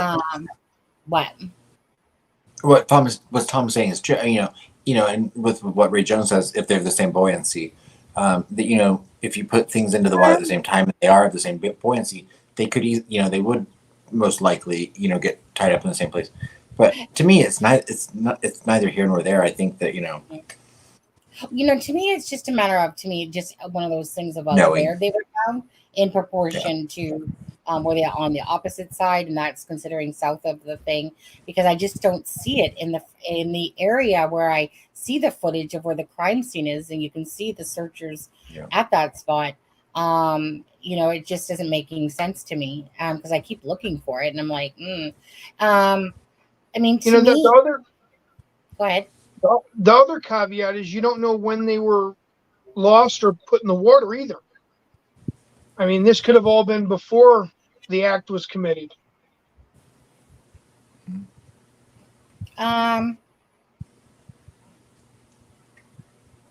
Before the act was committed? Yeah, after they were led down the hill, you've got one chute that was already lost there. They could have been put in the water before or as they were crossing, not done later, Right. I mean, that correct, right? Yeah. It's just when you look at that picture, it looks like they were placed there, Yeah. And that could go back to support the theory of that they ran across, and that's not where the assault was taking place. Everything could have been on that other side, and then they took off to go across, and then it became a fight or flight type situation. Mm-hmm. I mean, yeah. I mean, it's like I said, it's not going to, there's a lot of this stuff is not going to be the end all of the case. No, it's it's just about, about trying to, understand, okay, was it on this side? Was it done prior to, like you said, was it done prior to, like, hey, take off this, take off that, and then it was, because Adam, when is it that supposedly Richard Allen was seen again when he was leaving? Because if it was 207 that the upload was, right, and then down the hill, at 2:30. Are you talking about when the Muddy and Bloody witness reported seeing him? Yeah, right. What time was that at the end of the night? Was it 3:47, 3:57? 3:57. Thanks, Tom. Right. So basically, it just seems so strange. But obviously from, say, he had time at that. Right. I was gonna say there was time there. If he didn't leave to that time, to stage and put stuff there. Derek had been at the scene almost for 45 minutes by that point. Yeah. I still always can't help but think of, I think it was Julie that said that there was an item there that was so big that, like, the BG did not have it on him. So if he had prepped, this is really hard, right? Because here you have Kagan Klein somewhere, maybe, possibly, perhaps in the mix of all this. And then you have a scheduled school day, snow day that day. But, again, who was to say that? I'll be curious about this, because who was to say that Libby would have even gone to the bridge that day, right? But someone, like, meaning it was known in advance that this was going to be a school day. I'm sure Richard Allen, of course, knew when that this was a school day. You mean an off school day? Right. Sorry, an off school day. That part really confuses me about this case as well. About, meaning, yes, planned, but like, what if Libby didn't go to the bridge that day? Like, we know from Max Snowberger that she had asked him to go to the bridge that day. She had even asked Kelsey, if she wanted to go. And so, we all know that Max had said no, that he had other things to do or whatever. Poor guy, that day's going to haunt him, I'm sure. And I just think to myself, like,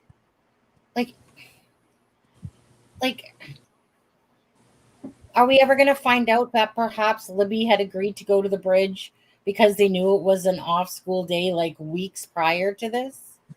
Like, meaning, like, this would all have to be really perfect timing. I guess what I'm trying to say is that,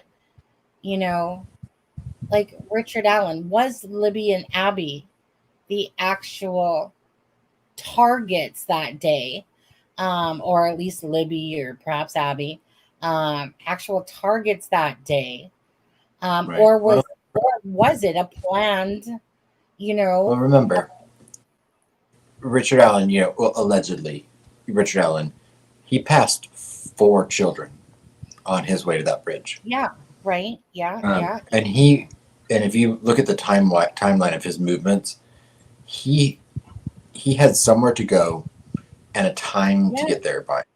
Yeah. To me, that shows that's how I see that it. either Libby or Abby or both were targeted, and that he knew that they were going to be there at a certain time. Yeah. I'm sorry. The witness statements and his actions that he divulged himself all make it seem like he was waiting. There was a set time to be there, and he was waiting for a meeting. Yeah.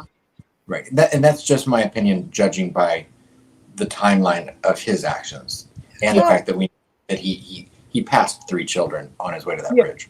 Exactly. Yeah, like, it almost comes across like someone informed him that the girls were heading there. Yeah. Right. And there was a woman on the bridge. Right. And that he seemed to, beeline it over there. It didn't matter that he was crossing people's paths. And, but like I said, like, it comes across like it was on a mission. Like I said, as if someone was saying, "Hey, they're on their way, they're whatever." Da, da, da, da. And then he boots it down there. Was preparing for this moment that he had to be down there. And then, it just comes so like I said, I've talked about this many times because it doesn't make sense that someone that's gonna take two girls' lives just hey you guys, I'm just passing you here on the path, oops, too bad, and unless he felt like he was disguised enough, unless he felt like he was somewhat disguised enough or something, I don't know, like I'd really like to know the truth about this all. Yeah, thank you, Dave. You walked back towards that fourth witness. And you there's walked always back. the possibility that his intentions were something different, and he was lured into being there for a different reason, and things went completely different. Well, it just seems so ridiculous with, like I said, like the whole Kagan Klein thing. It just would seem so absurd. It would have to be the most freak nature of one of those things to happen that Kagan Klein didn't connect to Delphi through a lure to the girls, and that's always what, I always felt it was a lure, even when they said it wasn't a lure. And then they came out having to, backtrack on their own butt saying, hey, social media, you know what I mean? Like they truly had to backtrack of all the stuff that they were saying when they were saying it had nothing to do with social media, and then next thing you know, Kagan Klein pops out of it talking to, regardless, talking to, the Anthony Shots account, Libby, and et cetera, et cetera. There's more to it than that too. And right. And then it's just, and then they had to, like I said, then the whole lure thing came out. And I'm like, oh, finally, because that's the only way I could make sense of it myself, was that if the girls were lured there, somebody was lured there. When does your live end, baby? Oh, my husband's just asking me. Okay. Adam, I was just going to say, I was just going to say, I think my brain stopped working. Yeah. Tired. Yeah, we're gonna have to do another live talking about this stuff again, because there's still more stuff that I wanted to go over. Maybe next Friday we can do it again and go back over some old stuff like this. Yeah. Or start the Delphi stuff 2 hours earlier. I don't have a 5-hour live in me anymore. I'm old now. No. I mean, like the first 2 hours we were talking about other stuff. So you guys don't get so burned out. Can't promise that, Lewis. Can't promise that. I know. It's so easy to get sidetracked, Never again. First time watching an entire 3-hour live. Never again. So, what do you got to say to those people that watch your 4-hour one for Missy Beavers? Huh? Oh, good ones. Tom, but more importantly, never forget. Yeah, never forget. Yeah. I mean, I'll take away from this. The moral of the story of today's live is go buy yourself some, cookie butter ice cream. Ketchup chips. And some ketchup chips, and and eat them together. Yeah. Put some Lizzie dripping sauce on it. Yeah. Now, I do have to say that I've actually watched both of his from start to finish multiple times without breaks. That's what parents can probably say. Way before I even knew you. When he first did the other one, I was a watcher from way back then. Yeah. I can't say I was. I had no clue about Tom until I don't even know actually, just popped up or something one day or something. I don't know. Does anyone really know Tom Webster? I know no one really knows Tom Webster. I want to say what I appreciated with him was his true honesty about not really wanting to go into it, but doing it because everyone else that wanted him to. And you could see that was real heartfelt, and he went through with something that he had reservations about doing, and he did a great job. Tom. All right, bravo. That was an amazing speech for you, Tom. Join Tom Webster and Lewis tomorrow night on Tom Webster's channel. All right. On this channel, Tom Webster. No. We secretly love Tom. Well, actually, or we just let it be said. But anyways, no, we love smart ass comments from, when people are just being funny and sarcastic and smart ass a little bit. Gotta love that humor in people. Gotta have it. You gotta have that stuff, honestly, especially when dealing with true crime. It is always really nice when you guys can, throw some lip and stuff. When you guys can throw some lips or come in with a name like Lizzie Dripping and expect us not to, like, go. Since Tom is still in the chat, the one thing that has always stuck out from when I first watched Delphi that he did was his tenacity about going after the pictures from the satellite. And that's one thing that sticks in my head from the start, the first time I ever watched it. And I give him credit for being stuck and not backing off on stuff like that. So, hey, Sonny. Yeah. Lewis is a fanboy. I think so. Maybe Lewis is secretly Natasha with the freaking other recliner. Lewis, are you? I can't give out those secrets. Yeah. T-Town Tornado wants to know who is the person talking. That is Lewis. Lewis joins us quite a bit. Yeah, it hasn't been so much because we haven't covered Delphi so much again, but it's reinvigorating me all these old things that to look at and talk about. I mean, I can personally talk about Delphi all day, any day, to be honest with you. Like, but the thing is that it's like when I'm doing it by myself, I can easily go on about Delphi and stuff like that. But again, it was you become exhausted by the same token. And that's when you have to kind of become aware of the balance that you really need to have in the true crime, because it is such like, say, some people out there in true crime are just simply doing it for, I would like to think that there's some sort of part that care, but you can always tell when a channel is legitly just doing it because they're just trying to feed their own pockets and they really don't give two shits or care about the cases as much. There are those channels out there. Those exist in all different parts of aspects of YouTube regardless, and then there's people, like I said, that truly care, that truly are heartfelt when they're putting all their work and effort into it and stuff like that. Those for me are the channels that I personally appreciate out there. And Aspen Connor's channel, though, I don't know about that guy. Not so sure. I don't know a lot about him, especially with those legs that he's trying to show off right now. It's really giving me a little. I think he's trying to secretly seduce. You hear he's a real up and coming star. I hear that channel's a real up and coming channel. Yeah, is it? Okay. Yeah. And you guys don't always forget, in the link of the description of this video is Deb's True Crime Notebook link and Aspen Connor's channel as well. Sorry, Tom, you didn't make the grade into the description on there. who wears pants on a live? I mean, I shouldn't even wear this top. What the heck am I doing? Get it off. No. Anyways, you guys, we're going to bring this live to a close. Thank you guys so much. Thank you again for those couple donations that were done today. And Callie did one earlier in the live of the Nicola Bully story that we were covering as well. So again, this is our second live tonight. It's amazing how much wind I find that I have. Anyways, 1 minute I'm tired and, then I come here and then you guys all perk me up and wake me up. Sometimes I'm just tired. But anyways, Tom, honestly, great to have you in the chat, even if you're not here on the live. Great to have you in the chat, just with your sense of humor, your knowledge. Anna Lisette, same to you as well. Always somebody that's putting out some, questions or answers, of stuff that she knows about the case as well. And you guys are all. And again, I saw something in my messenger as well.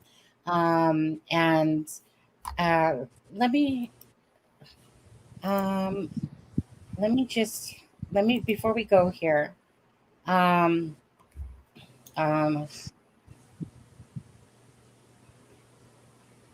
okay. Yeah, I think we're gonna do a live, you guys. I'm looking at a Facebook message, and you guys know at the start of the show that Andrew Best was in here as well, and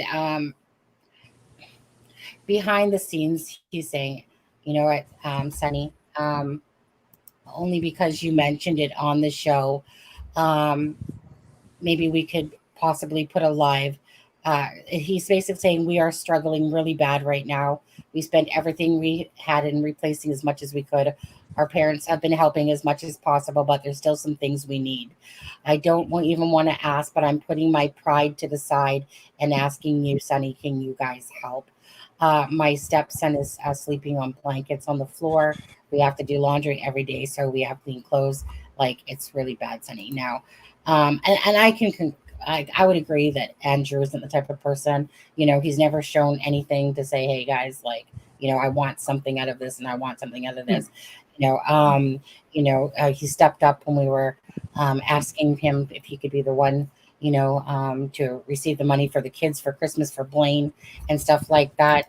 So maybe I'll ask Andrew if him and Phoenix want to join us, and we can do maybe a little bit of a donation night for those people as well. Again, it's one of those things that I feel horrible that people in this world have to, you know what I mean, struggle because of them being victimized. Like, I just couldn't imagine, like, you go, like all the fridge, this, like, it reminds me of that movie with Richard Pryor, I think, in it, where he's and Dana Carvey and whatever, and it's like, yeah, we're gonna take the pool, yeah, we're gonna take that, and then you go back to the place and like everything's just gone or whatever. So again, I know he put it up earlier that there was a Cash App, but I don't know where it is at the scroll up. But anyways, we'll have to do a live with hopefully Andrew and Phoenix on that and see if people can help, just with some, just some certain basic amenities, because we all know, first of all, for insurance purposes, who knows how long that ever takes. But again, I wouldn't be saying it. Let me put it this way: I wouldn't be sitting here. It's like when we helped Peace Not Silenced, which is never silenced, and stuff like that, or the kids and stuff like that. It always breaks my heart when you know that someone's being genuine, and then you don't mind helping them out, type of thing. I know about that too, because lots of times in my life I've needed help, and I just couldn't bring myself to ask because it was too much an embarrassment, in a sense, to do stuff like that. Whereas there's some people in life that can easily, ask for things out of people. I always struggled with that myself, and I still do, to be honest with you. I've tried to be. It just does. It's not really a comfortable thing, in a sense, But anyways, you guys. So prayers for Andrew and Phoenix. We'll have to do a live on that. Anyways, you guys have a great night. Again, we'll get back to you on when we're going to do another Delphi in regards to this one as well. And I know insurance is a joke, and I can only imagine I wouldn't want to go through the headache myself. I'm the same, Sonny. Thank you. Yeah, it's very hard. So it's nice that he kind of said put my pride to the side, because sometimes I've had to do that, very rare. I hate stuff like that. But you know what? We're a community that cares about people. And again, I never promote anything that I feel would be shady or you know what I mean, not with genuineness behind it or whatever. And because that's how we work on this channel, about being transparent and genuine and trusting people. Especially, you know what I mean. Andrew's a good people. Blaine was a good person to us. So yeah. So anyways, you guys, I'm gonna get going. We're gonna get going, and thank you guys. Have a good weekend. Yeah, have a good weekend, you guys. We'll see you Monday for the members live. Of course, if you aren't a member and want to become a member, you guys know that you can go to the description of this video or go to the channel and just become a member for $1.99. Anyways, our next members live is Monday at 9:30 Eastern Standard Time. So we'll see you guys then. Have a great night. I believe that's May. For what? Monday. It's a whole new month already. Oh, yeah, is it? Right. Yeah. I mean, and don't forget, Suzanne Morphew's 3 years is coming up for May 10th as well.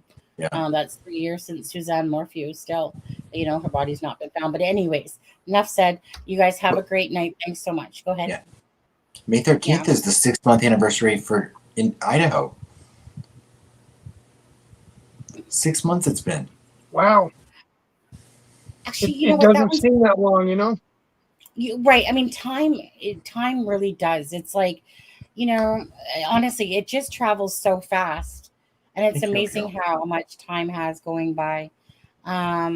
Anyways, you guys, see you on Monday nights live in the members for the members that are there. Okay, you guys, take care. Have a great night, and hugs. You guys all have a great weekend. And like this chat seems like six. You know what? You go stick that ice cream in your face. Oh, don't swallow it and choke on it or anything. Can you choke on ice cream? No, probably not. Probably not. It depends on if it's got nuts in it. Well, or that there's a nut eating it. Yeah. Maybe Tom spent 2 hours explaining to us how it's possible to. Yeah, I know, right? Okay, guys, we're ending this live. Take care, guys. I'll need a Good night.